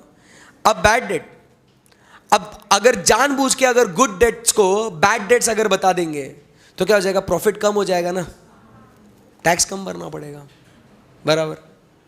जानबूझ के जो अपनी रिलेटेड एंटिटी है, इंटर कंपनी ट्रांजैक्शन है, उसको क्या करेंगे, कम दाम में बेचेंगे उसको, या ज्यादा प्राइस पे बेचेंगे उसको, बराबर के नहीं। सो ऐसा कुछ मैनेजमेंट कर सकती है। तो उससे रिलेटेड जो तुम्हारे अकाउंटिंग पॉलिसीज है, वो अकाउंटिंग पॉलिसीज बराबर है क्या नहीं, वो तुमको चेक करना है, ये तुम्हारा रिस्पॉन्स होगा। तो तुमको अगर कहीं कुछ फ्रॉड मिलता है तो तुम्हारा रिस्पॉन्ड क्या होना चाहिए एज एन ऑडिटर। तुम सोचो ना, मैं अगर चार्टर्ड अकाउंटेंट है, मुझे कहीं कुछ दिखता है यहाँ पे कुछ फ्रॉड है, तो उसको टैकल करने के लिए, उसके ऊपर रिस्पॉन्ड करने के लिए, उसके ऊपर रिएक्ट करने के लिए मैं क्या करेगा, सबसे पहले भाई ऐसे लोगों को भेजूंगा ना जो होशियार है, जिनके पास स्किल है, टैलेंट है, जो इसको टैकल कर सकते हैं। नंबर 2, यहां पे फ्रॉड मोस्टली कहां होएगा, जो मैटर कॉम्प्लेक्स है, बराबर के नहीं, जो मैटर्स में सब्जेक्टिव डिसीजंस आ सकते हैं, बराबर के नहीं। सो मैनेजमेंट उसको क्या करेगा, अपने फेवर में करेगा। सब्जेक्टिव डिसीजंस है ना, बराबर के नहीं। तो सब्जेक्टिव डिसीजंस हमेशा कोई कैसे लेगा, आप भी अगर कोई आपको डिसीजन लेने बोला तो आप कैसा डिसीजन लेंगे, जो डिसीजन आपके फेवर में होगा वो डिसीजन लोगे ना, बराबर। बट वो अप्रोप्रिएट होना चाहिए, बराबर के नहीं, keeping in mind the accounting policies. तो मैं वहां पे उस व्यक्ति को जाके बोलेगा कि वो जो कॉम्प्लेक्स ट्रांजैक्शंस है, जहां सब्जेक्टिव मैटर्स है, उसमें जो भी अकाउंटिंग पॉलिसी सिलेक्ट करिए ना, वो भाई बराबर है क्या नहीं चेक कर ले, नहीं तो वहां पे कुछ फ्रॉड हो सकता है क्या नहीं, वो तो एस्टैब्लिश कर, बराबर कि नहीं। Second point. और थर्ड पॉइंट में क्या कहता है, ये सब जो भी तू ऊपर करेगा ना, उसके अंदर क्या होना चाहिए, एक element of unpredictability, surprise check होना चाहिए कि उनको अपन रेड हैंड पकड़ सके फ्रॉड करते वक्त, बराबर के नहीं। तब मजा आएगा, ये अपना रिस्पॉन्ड होगा, ये response. So that is the overall response. होशियार लोगों को भेजो, जो एरिया क्या है, कॉम्प्लेक्स है या सब्जेक्टिव मेजरमेंट है, उसके अकाउंटिंग पॉलिसीज को इवैल्यूएट करो, एंड उसके अंदर इवैल्यूएट करते समय एक एलिमेंट ऑफ क्या रखो, अनप्रेडिक्टेबिलिटी रखो इन your audit procedures. Clear, clear, समझा, पक्का, यस। देन अब यहां पे आपने ये पूरा का पूरा जो काम किया, ये जो आपका रिस्पॉन्स था, ये किसके लिए रिस्पॉन्स था, ये ओवरऑल रिस्पॉन्स था। नॉर्मली आप ऐसा काम करेंगे कि अगर आपको फ्रॉड मिला एट फाइनेंशियल स्टेटमेंट लेवल, तो आप क्या काम करेंगे। अब यहां पे आपके audit procedure responsive to assessed risk found at which level, assertion level. आपको मालूम है ना, अलग अलग टाइप के असर्शंस होते हैं इस दुनिया में, बराबर। सो असर्शन क्या क्या हो सकता है, असर्शन मतलब क्या कि एक यूजर फाइनेंशियल स्टेटमेंट्स को देखते हुए क्या क्या इंटरप्रेट करेगा, क्या क्या असर्ट करेगा, क्या क्या बोलेगा। जैसे अगर कैश को मद्देनजर रखते हुए वो क्या बोलेगा कि जो भी कैश तुमने रिकॉर्ड करी है वो क्या है, कंप्लीट है, बराबर। ये जो कैश है ये कंपनी का क्या है, राइट है। सो ऐसा अपन अलग अलग टाइप के क्या होते हैं बच्चों, असर्शंस होते हैं। सो राइट एंड ऑब्लिगेशंस, फिर उसके बाद ये पर्टेन करता है एंटिटी को, it belongs to the entity. फिर उसके बाद ये प्रॉपरली क्या किया गया है, प्रेजेंट किया गया है। फिर ये करेक्ट वैल्यू पे रिकॉर्ड करा गया है, मेजरमेंट। फिर ये कैश उतना उस तारीख पे 31 मार्च को था, और इसका वैल्यूएशन अगर स्टॉक वगैरह का है। So these are the different different assertions that come into picture. बोलो यस और नो, यस। सो कहीं पे भी अपने को कोई भी एरिया में आपको कोई भी असर्शन पे फ्रॉड आपको मिल सकता है। जैसे मैंने आपको एग्जांपल दिया कि कैश की अगर बात करें तो कैश उतना बुक्स में रिकॉर्ड किया, बट जब हम फिजिकली चेक करने गए कैश को, उतना कैश वहां पे नहीं था। एग्जिस्टेंस वाले असर्शन में प्रॉब्लम है सर, फ्रॉड दिख रहा है सर हमको एट द एग्जिस्टेंस लेवल, बराबर के नहीं। एसेट्स वगैरह सब कुछ सर बराबर है, बट उसका जो डेप्रिसिएशन चार्ज करना था ना सर, वो डेप्रिसिएशन बराबर से चार्ज नहीं किया, वैल्यूएशन में प्रॉब्लम है सर, बराबर के नहीं। कभी कभी क्या हो सकता है कि सर एक्सपेंडिचर किया, सर वो कैपिटल एक्सपेंडिचर था, बट उसको बताया क्या, रेवेन्यू एक्सपेंडिचर, प्रेजेंटेशन में प्रॉब्लम। सर प्रीपेड एक्सपेंस था सर, वो इस साल रिकॉर्ड नहीं करना था, वो अगले साल करना था, बट इस साल कर दिया, मेजरमेंट में problem. So fraud can be done, मतलब अभी फ्रॉड कैसे, इंटेंशनली जानबूझ के किया है ये, बराबर के नहीं। And it can happen where, at the assertion level also, बोलो यस और नो? यस। एक एरिया के असर्शन पे भी हो सकता है। सो आपने क्या करना है, you shall design and perform the further audit procedures, बराबर, कि in responsive to the assess risk of material misstatement due to fraud. आपने फर्दर ऑडिट प्रोसीजर परफॉर्म करने हैं कि ये गलती क्यों आ रही है, उसके बारे में एविडेंस आप लो कि सही में वो मिसस्टेटमेंट है या नहीं है। आगे ऑडिट प्रोसीजर्स, अब अपने को ऑडिट प्रोसीजर्स दो रिलेशन में मिले रिस्पॉन्सेस, एक फाइनेंशियल स्टेटमेंट लेवल पे, एक असर्शन लेवल पे। अब अपने को दिखना है रिस्पॉन्स अगर मैनेजमेंट ने कंट्रोल्स को ओवरराइड किया है तो, क्योंकि अगर मैनेजमेंट ने कंट्रोल्स ओवरराइड किया है तो मतलब जानबूझ के मैनेजमेंट ने कंट्रोल्स को ओवरराइड किया है, और कंट्रोल्स को जानबूझ के ओवरराइड किया मतलब उन्होंने कुछ तो भी फ्रॉड किया है। सो उससे भी रिएक्ट करना है। मतलब अपने को रिस्पॉन्स दैट इज रिएक्ट जो करना है तीन अलग लेवल पे, एक कंप्लीट फाइनेंशियल स्टेटमेंट लेवल पे, दूसरा एट असर्शन लेवल पे, तीसरा कंट्रोल्स को अगर ओवरराइड किया है तो कंट्रोल्स को भी अपने को क्या करना है, रिस्पॉन्ड करना है, रिएक्ट करना है कि आपने कंट्रोल्स को ब्रेक किया है मतलब आपने कुछ फ्रॉड किया है वहां पे। आई बात समझ में? यस। मैं चाहता हूं आप लोग ये वापस से एक बार 3 पॉइंट्स आप पढ़े अच्छे से।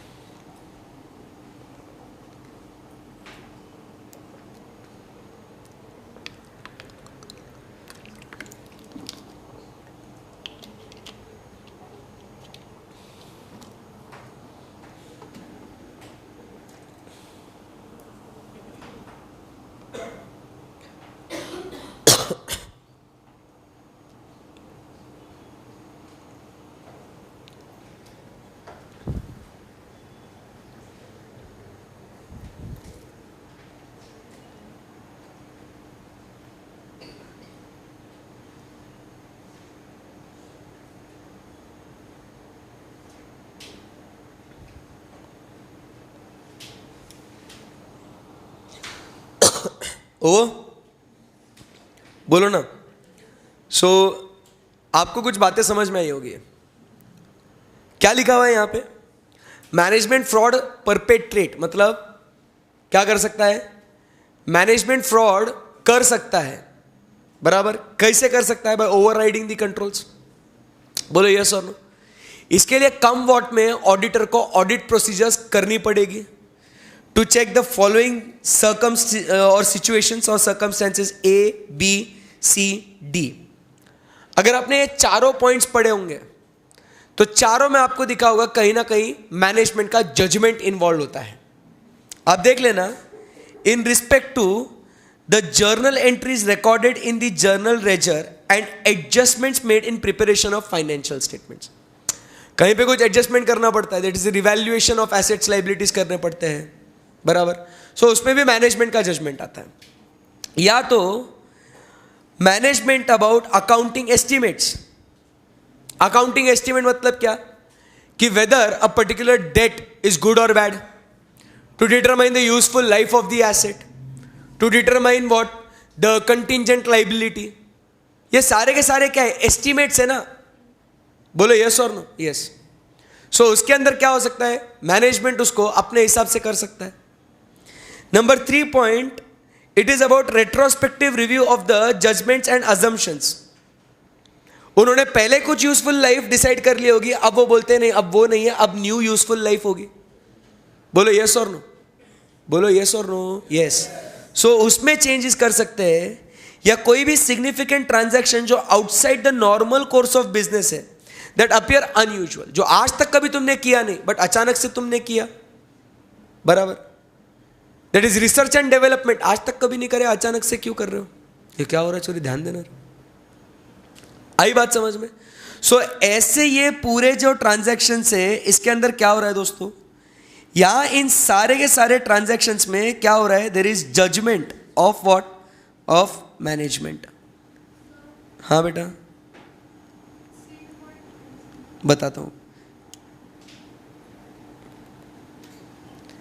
इन सब में क्या हो रहा है? There is judgement of what? Management. C वाले पॉइंट में क्या लिखा हुआ है बेटा? कि परफॉर्मर रेट्रोस्पेक्टिव. दो बातें होती है, प्रोस्पेक्टिव एंड रेट्रोस्पेक्टिव. बराबर. रेट्रोस्पेक्टिव मतलब क्या होता है? पीछे से. अब अपन ने पीछे कुछ अकाउंटिंग एस्टिमेट लिया होगा, let us say about useful life of asset, और हमने क्या बोला कि लेट अस से it is now what? 10 years. और हमको क्या लगता है? नहीं नहीं, 10 years नहीं है. जो हमारा पिछला जो अजम्पशन था ना यूजफुल लाइफ का, दैट इज रॉन्ग. हमें लगता है ये जो एसेट है ना, आप क्या बोलते हैं उसको? 10 years नहीं, it can go up to how many years? 20 years. So आप अभी वो उसका इफेक्ट, प्रोस्पेक्टिव इफेक्ट दोगे ना. पहले रेट्रोस्पेक्टिव इफेक्ट देते, आप क्या देंगे? प्रोस्पेक्टिव इफेक्ट देंगे. सो आपके मेजरमेंट्स वगैरह सब चेंज हो गए ना. बराबर. So management is what? Itself reviewing their own judgements और assumptions in respect to what? The significant accounting estimates. पहले उन्होंने खुद कुछ अकाउंटिंग एस्टिमेट लगाया था, वो बराबर है क्या नहीं वो अपन चेक करेंगे. बट अब वो क्या कर रहे हैं? वो उसको चेंज करना चाहते हैं उस एस्टिमेट को जो उन्होंने ऑलरेडी बनाया है. तो वो भी एस्टिमेट सही है क्या नहीं है वो भी चेक करना पड़ेगा ना अपने को. बोलो यस और नो? यस. इसको अपने को रिव्यू करना है, because these are the circumstances where judgment of the management are involved. It includes what? The chances of risk because of fraud, because they are done on purpose. चलता है, allowed है, हमें उसमें प्रॉब्लम नहीं है. 60,000.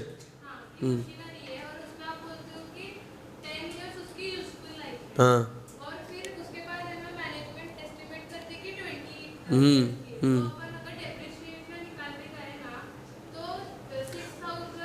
Prospective होएगा ना वो इफेक्ट जो भी होगा वो.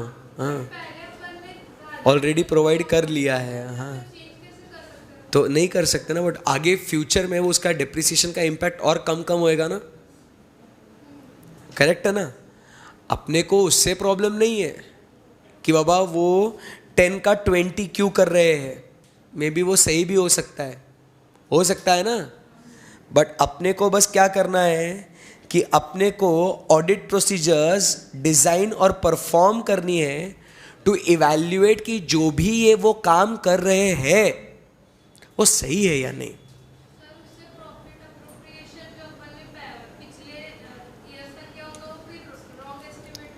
नहीं होगा बेटा. Try to understand. तुम बात नहीं समझ रहे हो. तुम, मैं जहां पहुंचना चाहता हूं तुम वहां नहीं पहुंच रहे हो. तुम प्रॉफिट एंड लॉस अकाउंट में अटके हुए हो. सही है ना. मेरी बात को समझना. सब लोग एकदम ध्यान से सुनो. सी, फाइनेंशियल स्टेटमेंट्स बनते हैं ना. हाँ, उन फाइनेंशियल स्टेटमेंट्स के अंदर बहुत सी चीज़ें होती है जिसके अंदर अकाउंटिंग एस्टिमेट्स हम लोग कंसीडर करते हैं. It can be in respect to contingent liability, depreciation, useful life, बहुत सारी चीज़ें होती है जहाँ पे एस्टिमेट्स हम लोग यूज़ करते हैं. सी, पॉइंट व्हाट इज दैट कि जो एस्टिमेट आप यूज़ कर रहे हो, जो एस्टिमेट आप लगा रहे हो, क्या वो एस्टिमेट अप्रोप्रिएट है या नहीं. बराबर कि नहीं. एज एन ऑडिटर आपको वो चेक करना है. बराबर. आपको उसका रीजनेबलनेस चेक करना है. पॉइंट क्लियर है.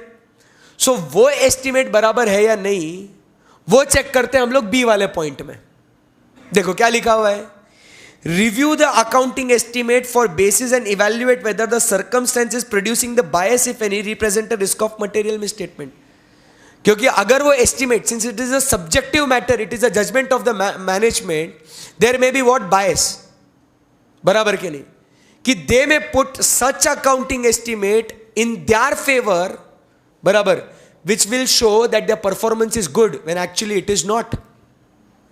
Correct hai? So we need to as an auditors evaluate whether that accounting estimate is appropriate or not. Point number 1. Barabar. We establish that it is okay. In future maybe some events may come across that may indicate that there is a change, there is a need to change that accounting estimate. हो सकता है ना.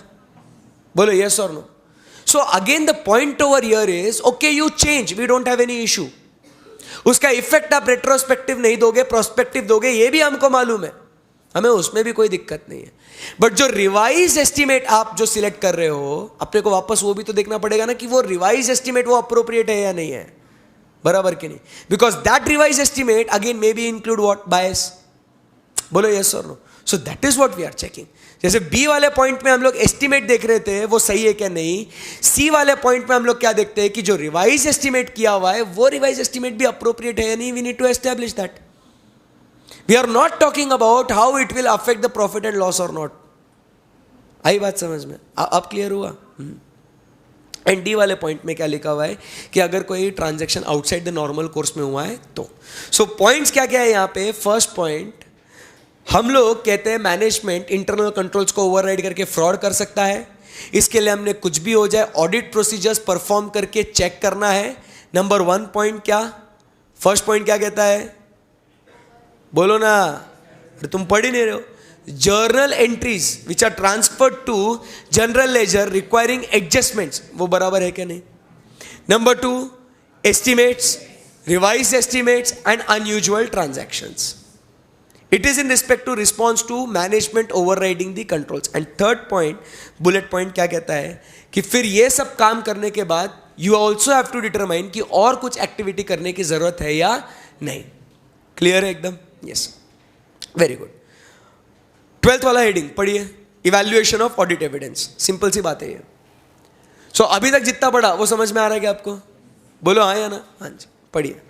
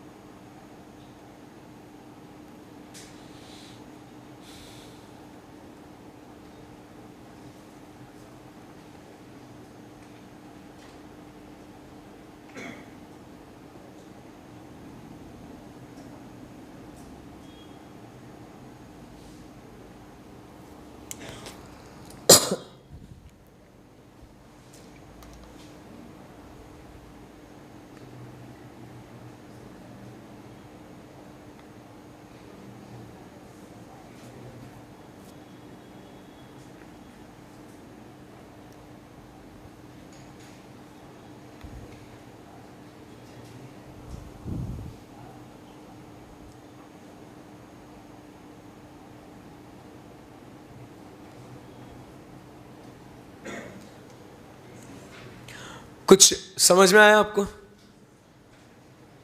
बोलो ना। सो क्या लिखा हुआ है? अब जैसे इवैल्यूएशन ऑफ ऑडिट एविडेंस, अब ये पूरा एक्टिविटी अपन ने रिस्पॉन्स कर लिया। अब यहां पे आपने ऑडिट एविडेंस को ऑब्टेन किया है। सो यहां पे अब ऑडिट एविडेंस में आप क्या क्या करोगे? फर्स्ट पॉइंट, अगर आपने एनालिटिकल प्रोसीजर्स आपने परफॉर्म करी है, analytical procedures at the overall conclusion stage में, जब ओवरऑल रिव्यू करते हैं उस टाइम पे क्या होता है दोस्तों? ट्राई टू अंडरस्टैंड कि हमने ऑडिट कर लिया पूरा और हमें कुछ रिजल्ट मिला, और एनालिटिकल प्रोसीजर्स करने के बाद हमें लगता है वैसा होना चाहिए था। सो हमें ऑडिट करके ऐसा मिला है, एनालिसिस करके वैसा मिला है। बोलो यस और नो? यस। एग्जाम्पल, पूरा ऑडिट करने के बाद स्टॉक का पोजीशन हमको कुछ एक्स अमाउंट मिलता है या एक्स क्वांटिटी मिलती है, बट जब हम लोग एनालिटिकल प्रोसीजर्स परफॉर्म करते हैं by comparing what the sales to purchases and the closing stock, बराबर के नहीं, वी गेट कि यार उतना स्टॉक होना चाहिए था, बराबर के नहीं। सो पूरा ऑडिट करके यार ये एक्स अमाउंट मिला है, बट अपने को लगता है नहीं वाई अमाउंट होना चाहिए। सो ओवरऑल कंक्लूजन में we find that there is what certain unrecognised risk of material misstatement, उसको भी इवैल्यूएट करना पड़ेगा। दैट इज पॉइंट कि whether it indicates a fraud और not, we have to evaluate. Number 2 point, अगर वो misstatement indicative है, मतलब वो संकेत देता है, इंडिकेशंस देता है कि there is a fraud, we will evaluate what its implications, कि इसका इंपैक्ट क्या हो सकता है। अगर वो एक्स अमाउंट का स्टॉक दिख रहा है बट एक्चुअली वाई अमाउंट का होना चाहिए था. तो difference between X and Y, is it major, is it materially affecting the financial statements, अपने को इवैल्यूएट करना है. नेक्स्ट पॉइंट, अगर ये फ्रॉड में सीनियर मैनेजमेंट इन्वॉल्व है, बराबर, या मैनेजमेंट इन्वॉल्व है, जानबूझ के किया है इन्होंने, सो हम लोग को पूरा का पूरा काम रीअसेस करना पड़ेगा, वापस से करना पड़ेगा, क्योंकि हम लोग रिस्क वो टॉलरेट नहीं कर सकते अभी. एंड उसके बाद अगर ऑडिटर कंफर्म करता है या वो कंफर्म नहीं कर सकता है कि फ्रॉड है या नहीं है, उसका ऑडिट पे क्या इंपैक्ट होगा उसको वो देखना है. पहले ओपिनियन पे क्या इंपैक्ट आएगा, अब फिर ऑडिट पे क्या इंपैक्ट आएगा वो देखना है. राइट. ऑडिटर अनेबल टू, बस खत्म होने आ गया स्टैंडर्ड, बराबर. बहुत छोटा है ना एकदम, ये बहुत मजा आ रहा है ना. Very good. आज एक ही स्टैंडर्ड होगा लगता है ऐसे, है ना. Auditor unable to continue the engagement. Simple points, अभी कोई डरने की बात नहीं है, अभी सिंपल है. अब auditor unable to continue the engagement क्या लिखा हुआ है, मेरे साथ सिंपल पढ़ना. If as a result of misstatement resulting from fraud और सस्पेक्टेड फ्रॉड, दिखता है फ्रॉड है, the auditor encounters exceptional circumstances that bring into question the auditor's ability to continue performing the audit, the auditor shall. सबसे पहले एकदम ध्यान से पढ़ना, अगर उसको फ्रॉड मिलता है कि एज ए रिजल्ट कि there is a misstatement from fraud और सस्पेक्टेड फ्रॉड, और वो क्वेश्चन मार्क क्रिएट करता है कि अपन इतना फ्रॉडुलेंट एक्टिविटी में अपन कंटिन्यू कर सकते हैं या नहीं कर सकते. क्योंकि अगर मान लो कोई ऑर्गेनाइजेशन ने टैक्स फ्रॉड्स किए हैं, बराबर, तो अपन उनका काम नहीं कर सकते, because we can not support a client in the frauds. Correct है ना. अपने को रिपोर्ट करना पड़ेगा, बट रिपोर्ट नहीं कर सकते बिकॉज ऑफ व्हाट, कॉन्फिडेंशियलिटी. अरे बाप रे, पंगा हो गया ना यहाँ पे. सो ऐसे केस में अपन ने वो क्लाइंट के साथ ऑडिट कंटिन्यू नहीं करना, छोड़ दो. देखो क्या हुआ यहाँ पे, मैनेजमेंट ने कोई टैक्स का फ्रॉड किया है, बराबर के नहीं, और अपन ये टैक्स के फ्रॉड में क्या इनको सपोर्ट कर सकते हैं क्या, नहीं. अपन ये इनकम टैक्स ऑफिसर्स को रिपोर्ट कर सकते हैं कि मेरे क्लाइंट ने फ्रॉड किया है, नहीं, बिकॉज ऑफ कॉन्फिडेंशियलिटी. अगर वो 143 सबसेक्शन 12 होता ना, तो रिपोर्ट करना पड़ता था सीजी को 1 करोड़ के ऊपर वाले. बट मैं जानबूझ के एग्जांपल में कौन सा फ्रॉड लिया, टैक्स फ्रॉड. और ऐसा मेरे ऊपर कोई ड्यूटी नहीं है टैक्स फ्रॉड्स को रिपोर्ट करने की इनकम टैक्स एक्ट में, कि वो तुम्हारा क्लाइंट टैक्स पूरा भर रहा है या नहीं भर रहा, बराबर के नहीं. So I can not report because of what, confidentiality. तो ना मैं उसको सपोर्ट कर सकता, ना मैं रिपोर्ट कर सकता है. सो ऐसे केस में what will I do, I will not continue with this engagement. I will not continue with the engagement. मैं ऑडिट ही नहीं करेगा ना. So it is casting a doubt on the ability to continue performing the audit, बराबर के नहीं. सो इसके लिए ऑडिटर शाल क्या करेगा, determine the professional and legal responsibilities applicable in the circumstances, including whether there is a requirement for the auditor to report to the persons who made the audit appointment in some case or to regulatory authorities. अपने को किसी को report करना है क्या, ये अपने को एस्टैब्लिश करना है, बराबर. और अगर नहीं हो पाता तो अपन क्या करेंगे, अप्रोप्रिएट है क्या छोड़ देने का, ये अपने को चेक करना है. And if the auditor withdraws, बराबर, तो वो अप्रोप्रिएट लेवल ऑफ मैनेजमेंट या TCWG से इंटरैक्ट करेगा कि मैं क्यों छोड़ के जा रहा हूँ, बराबर के नहीं. और अप्रोप्रिएट पर्सन्स को वो क्या करेगा, रिपोर्ट भी करेगा. कहानी सिंपल है. मतलब क्या करना है, पहले मैं तो कंटिन्यू नहीं कर सकता, फिर मेरी लीगल रिक्वायरमेंट क्या है उसको चेक करो, बराबर, छोड़ दूंगा. TCWG या मैनेजमेंट को उसके रीजंस बताऊंगा क्यों छोड़ रहा हूँ मैं, और प्लस मेरी कोई लीगल रिक्वायरमेंट है क्या कि अगर मैं विड्रॉल दे रहा हूं तो, सो उसको मुझे वो भी पूरा करना पड़ेगा. अब आपको ये याद आता होगा section number 140 subsection 2, auditor's duty in case of resignation. So वो आपको कोई भी लीगल अथॉरिटी को, आपको रेगुलेटरी अथॉरिटीज को बताना है तो आप बता दीजिएगा. समझा नहीं समझा. उसके अंदर आप बताते हो ना ROC, कंपनी, और अगर ये गवर्नमेंट ऑडिटर है तो CA&AG. याद है ना आपको. तो आपने वो डिटरमाइन करना है, सिंपल सी बात है. खत्म. मैनेजमेंट रिप्रेजेंटेशंस, आपको मालूम है what is management representation? Management representation is what it acts as an audit evidence, बराबर के नहीं? But it is not sufficient and appropriate audit evidence, ठीक है ना? So auditor uses management representation to support other audit evidences. जो और दूसरे audit evidences लिए ना, उसको सपोर्ट करने के लिए ऑडिटर क्या करता है? मैनेजमेंट रिप्रेजेंटेशंस लेता है, बराबर? अब ये जो मैनेजमेंट रिप्रेजेंटेशन अपन एज एन ऑडिटर लेते हैं ना, वो किसके लिए लेते हैं? क्या कहा था? To support other audit evidences. तो इसके लिए अपन ने ये किससे लेने चाहिए? ऐसे व्यक्ति से who are responsible for preparation of financial statements, जो इन्वॉल्व है फाइनेंशियल स्टेटमेंट्स बनाने में, उससे हमने ये रिप्रेजेंटेशंस लेने चाहिए, ये जानने के लिए कि क्या उन्होंने उनकी रिस्पॉन्सिबिलिटी पूरी श्रद्धा, निष्ठा और ईमानदारी के साथ निभाई है या नहीं, बराबर? और फिर उनका रिप्रेजेंटेशन मिलने के बाद अपने को पता चलता है कि उन्होंने अगर कुछ गलत बोला है तो again it indicates that there is what certain fraud in it. पढ़ेंगे इसको, पढ़ो आप।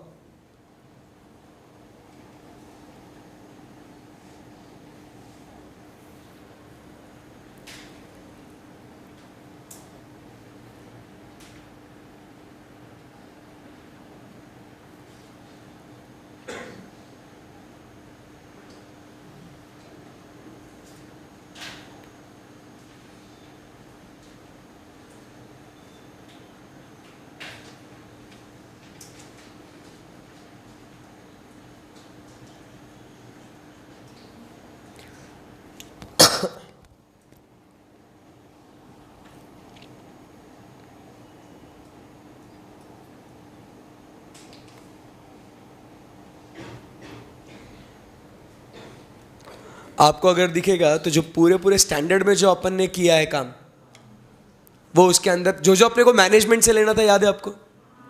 We inquired with the management कि तुमने रिस्क असेसमेंट प्रोसेस कैसे किया। सो उसमें आप वो क्या बताएंगे? वो कि हमने जो रिस्क असेसमेंट प्रोसेस किया उसके रिजल्ट्स क्या है, वो आपको बता रहे हैं। हमें जो फ्रॉड के बारे में नॉलेज है वो हमने आपको बताया, बराबर के नहीं? जो अलीग्ड फ्रॉड है उसके बारे में हमने आपको बताया, वो रिटन रिप्रेजेंटेशंस के अंदर देंगे, because it is used to what? Support other audit evidences. तो पहले मैनेजमेंट से ये लिख के लेंगे अपन, और फिर अपन और अपने ऑडिट एक्टिविटी करेंगे। सो जो ऊपर अपन ने पढ़ा था ना, क्या बात है कि हम लोग मैनेजमेंट से इंक्वायरी करेंगे। सो वो मैनेजमेंट से जो इंक्वायरी करेंगे और उनसे जो जवाब मिलेंगे, वो जवाब हम लोग किसके थ्रू लेंगे? By way of written representation. लिख के दो तुम ये सब। आई बात समझ में? यस। कम्युनिकेशन विद TCWG, पढ़िए इसको, सेम पॉइंट्स मिलेंगे आपको।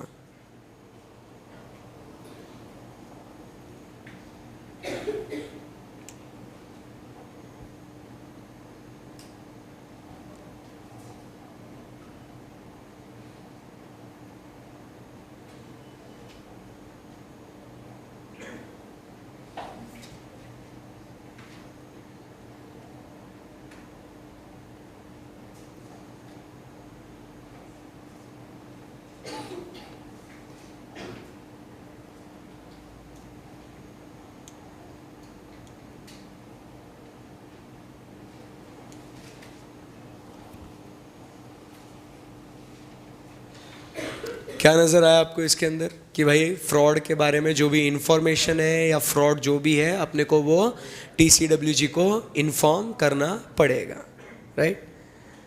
रेगुलेटरी या इन्फोर्समेंट ऑथोरिटीज़, अगर आपको रिस्पॉन्सिबिलिटी है आपके ऊपर तो आप ये रिपोर्ट करिएगा, बट अगर आपके वो रिस्पॉन्सिबिलिटी नहीं है, बराबर, तो आप ज़बरदस्ती नहीं कर सकते, because of what? The confidentiality. अगर रिक्वायरमेंट है तो करे, नहीं है तो ना करे। पढ़िए उसको। और लास्ट वाला पॉइंट, डॉक्यूमेंटेशन भी पढ़ लीजिएगा। ये सारी बातें आपको क्या करनी है? डॉक्यूमेंट करनी है।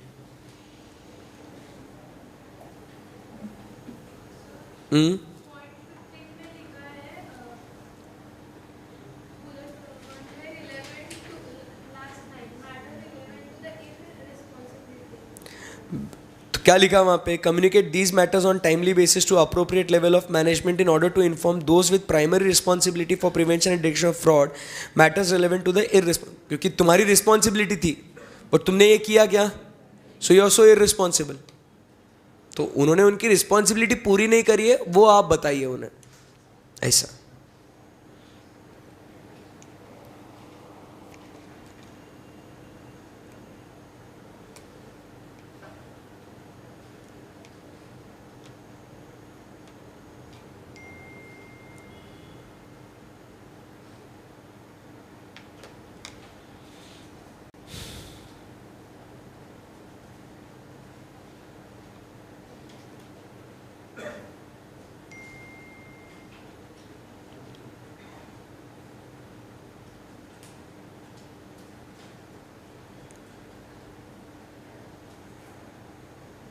और डॉक्यूमेंटेशन में आप देखोगे पूरा जितना भी अपन ने काम किया ना अभी तक, सारी चीज़ें उन्होंने वो रिपीट करी है।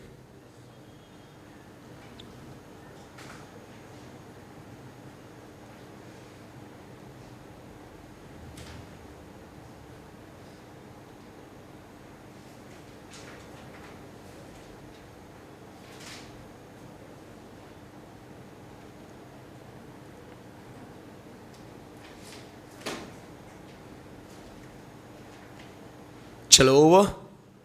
सो क्या हम लोग इसकी समरी बना सकते हैं क्या? जरूरी है क्या? नको बनाएंगे ना?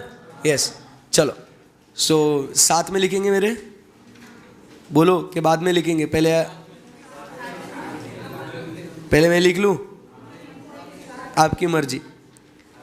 सो ऐसे नंबर कौन सा है ये? 240। नाम क्या है इसका? Auditors responsibility in relation to fraud in audit of financial statements. बराबर? So financial statements may have what? Misstatements. These misstatements can be as a result of what? ये आप ध्यान दे रहे हैं ना? These misstatements can be because of what? Errors and frauds. हाँ जी, पता नहीं सिंगल पेज में आएगा नहीं आएगा, तो इसके लिए आपकी इच्छा है वो रुक के लिखना है या बाद में, your call. To be very honest नहीं मालूम, तुम्हारे सामने ही बना रहा हूँ, तुम कितना लिखोगे उसके ऊपर है। सो फ्रॉड्स के बारे में बात करें, सो auditor is concern with what? The frauds. So auditor is concerned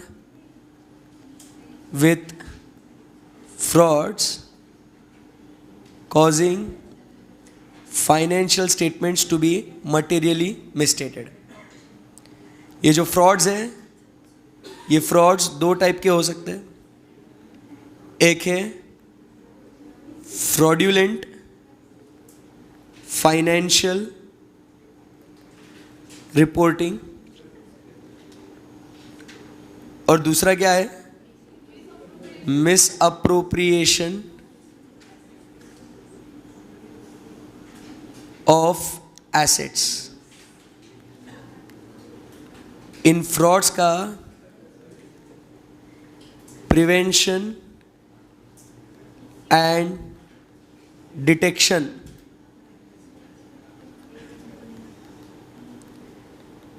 is the primary responsibility of those charged with governance and management. Auditor's responsibility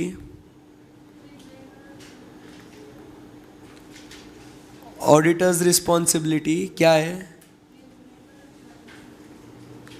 First point, obtain which type of assurance? Reasonable assurance. Second point, consider the risk. Third point management fraud, और यहाँ पे fourth point है auditors attitude. और आपको मालूम है कैसा attitude होना चाहिए? Professional scepticism. यहाँ तक सिंपल एकदम बात है, बोलो यस और नो। यस। एक काम करो, आप मेरा पूरा होने दो लिख के, फिर आप लिखो अच्छे से, तो कितना स्पेस वगैरह क्या होगा ना, तो आपको समझ में भी आएगा। क्या हुआ, चालू किया आपने बट कोई प्रॉब्लम नहीं है, ए चुप रहे। फिर उसके बाद अपन आगे बढ़ेंगे यहाँ से। सो यहाँ पे ऑडिटर्स की रिस्पॉन्सिबिलिटी अपन ने देख ली। अब इस रिस्पॉन्सिबिलिटी को अगर अपन देखें तो सबसे पहले हम लोग क्या देखेंगे? ये बोलो ना, हम लोग क्या देखेंगे यहाँ पे? ऑब्जेक्टिव। सो अपना क्या ऑब्जेक्टिव है यहाँ? आप बोलेंगे क्या? First, identify and assess the risk of, ये टाइम पास मत करो रे, identify and assess the risk of material misstatement. Second point क्या कहता है? Obtain sufficient and appropriate audit evidence. अरे हीरो चुप ना।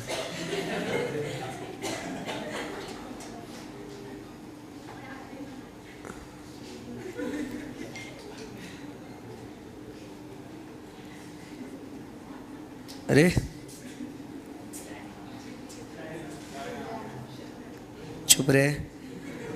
Obtain sufficient and appropriate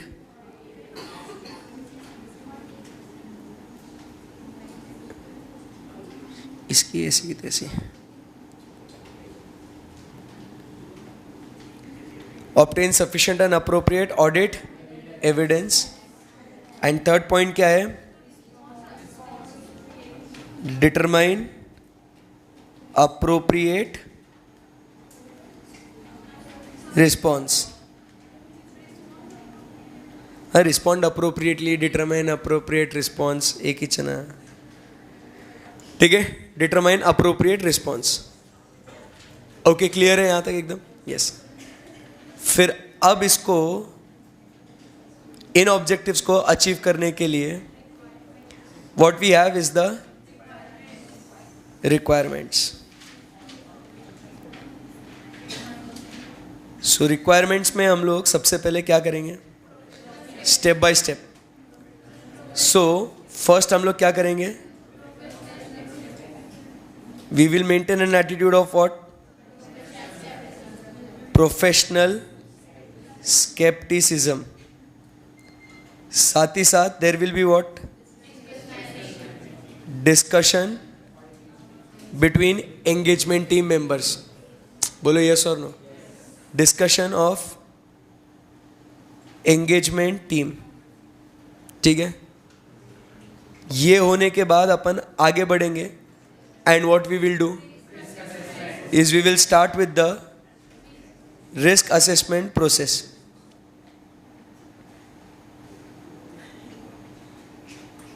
So we will do what is risk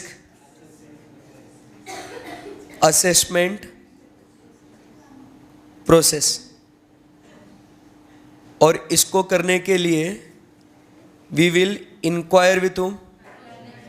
बोलो। So we will inquire with two people। कौन है ये? So एक है मैनेजमेंट और दूसरे है दोज चार्ज्ड विद गवर्नेंस। सही जा रहे हैं अपन एकदम? सो इनसे हम लोग क्या करेंगे? इंक्वायरी करेंगे। यहाँ तक कोई दिक्कत है? नहीं। और साथ ही साथ रिस्क असेसमेंट प्रोसेस के साथ हम लोग क्या करेंगे? We will do what?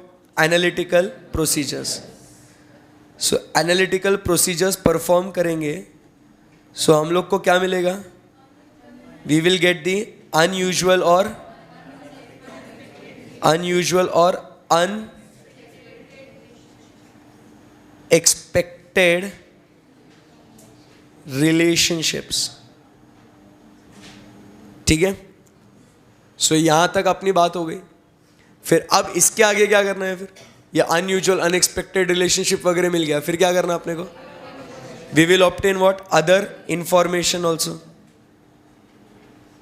सो यहां पे लिखते हैं अदर इंफॉर्मेशन, और अदर इंफॉर्मेशन ले लिया। फिर नेक्स्ट पॉइंट क्या है? हाँ, फिर इस सारी कहानी के बाद at the end of the day what we do is evaluate the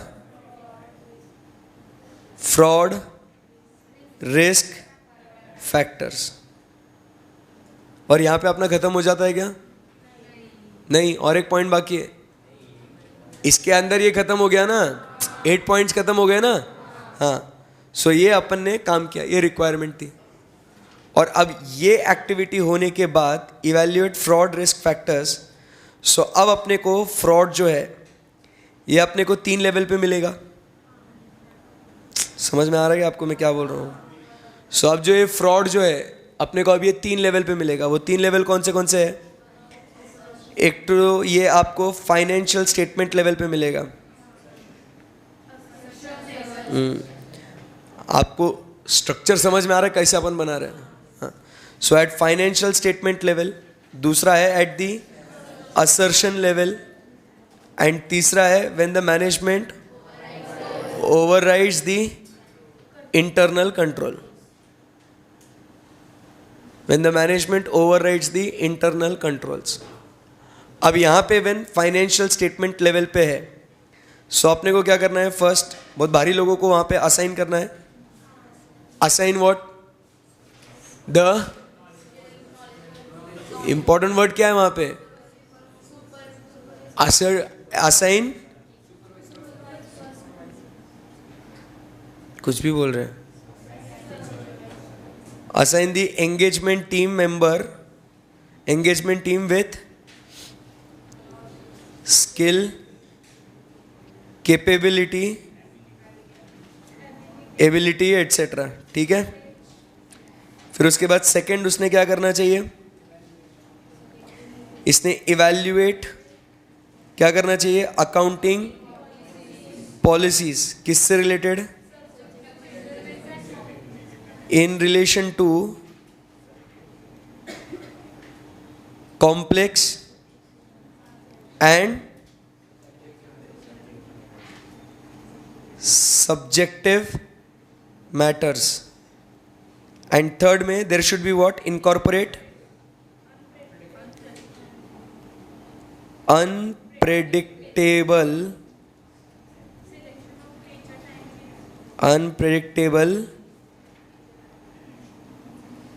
audit procedures.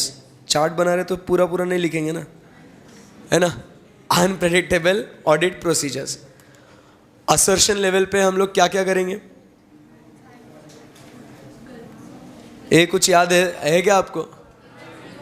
Assertion level पे क्या करेंगे? First design and perform audit procedures. So first हम लोग यहां पे लिखेंगे design and perform audit procedures. हाँ, उसके बाद हाँ इतना ही है, ठीक है। सो इतना लिखने का अपने को बस खत्म। और फिर अब ओवरराइड्स इंटरनल कंट्रोल में इसमें अपने को क्या करना है?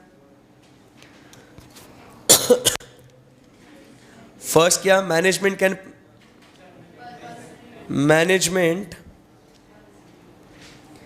कैन डू फ्रॉड्स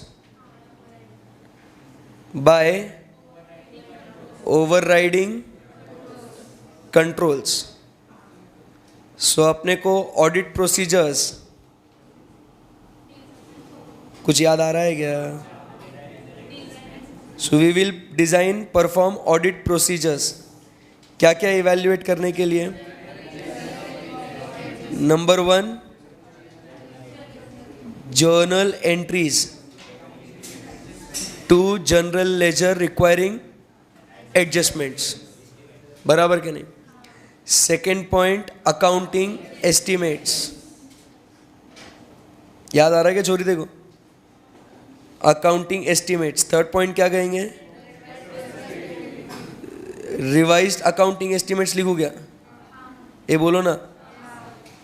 उसके अंदर और एक पॉइंट है नीचे, सिग्निफिकेंट अनयूजुअल ट्रांजैक्शंस। कुछ भी मत बोलो,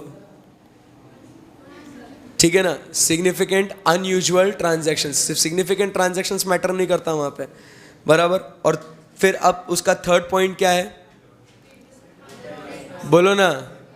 अदर ऑडिट प्रोसीजर्स, अपने को परफॉर्म करने की जरूरत है या नहीं, अदर ऑडिट प्रोसीजर्स। यहां तक बात हो गई। फिर अब ये सब करने के बाद क्या होगा? एविडेंसेस मिलेंगे ना अपने को। हर एक लेवल पे जो जो काम करेंगे उसके बेसिस पे हम लोग को क्या मिलेगा? ऑडिट एविडेंस मिलेगा। सो उसमें हम लोग का नेक्स्ट पॉइंट क्या आ जाएगा? We will evaluate audit evidence. अब इसमें दो बातें होगी, ऑडिटर कंटिन्यू कर सकता है या नहीं कर। नेक्स्ट पॉइंट वही है ना अपना, बराबर, खत्म होने आ गया ना। सो इवैल्यूएट ऑडिट एविडेंस में फर्स्ट अपने को क्या? The auditor is, if auditor unable to continue the engagement. आपको अंदर क्या लिखना है वो मालूम है कि अपने को अपनी लीगल रिक्वायरमेंट क्या है वो डिसाइड करना है। विड्रॉल दे दो, विड्रॉ किया तो रिपोर्ट करना है टू अप्रोप्रिएट पर्सन या रेगुलेटरी अथॉरिटी। सेकेंड पॉइंट क्या ऑब्टेन करना है अपने को? Management return representations. जो भी आज तक मैनेजमेंट ने अपने को दिया वो अपने को क्या लेना है? Management return representations. ओके, उसके बाद क्या काम है? बोलो ना। और ये पूरा होने के बाद अपने को कम्युनिकेट करना है। किसको कम्युनिकेट करना है? To those charged with governance. ये पूरा इवैल्यूएट करने के बाद फ्रॉड के बारे में कुछ पता चला, so we need to communicate the information about the fraud. किसमें? रिटर्न रिप्रेजेंटेशंस में। क्या कि कम्युनिकेट करना है, ऐसा? ठीक है, तेरी इच्छा। सो यहां पे अपने को कम्युनिकेट करना है। तो बाबा दो लोगों को कम्युनिकेट करना है। कौन से दो लोग हैं? सो एक तो those charged with governance as per SA number 260 जो आगे अपन पढ़ने वाले हैं, बराबर, उसके अंदर लिखा हुआ भी है। So communicate as per SA 260। And दूसरा, अगर कोई regulatory and enforcement authorities. But इसमें आपको कॉन्फिडेंशियलिटी मेंटेन करना है, याद है ना आपको? बोलो ना। और अब ये सब क्या करना है अपने को? बोलो ना। लास्ट पॉइंट आ गया ना, we have to maintain what is the documentation.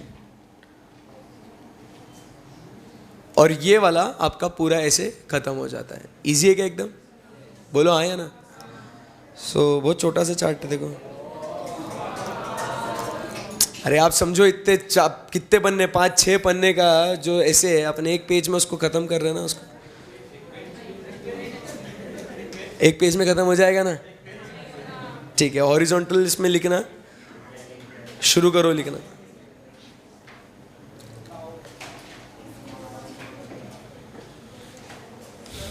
कि कल आके पहले लिखोगे? अरे कैसे लोग है रे? हाँ, अभी लिखना है या कल आके लिखना है? फोटो वोटो कुछ नहीं, कल आके लिखोगे? ओके चलो ठीक है, कल आके लिख लेना। Thank you very much, see you guys tomorrow, bye bye, take care.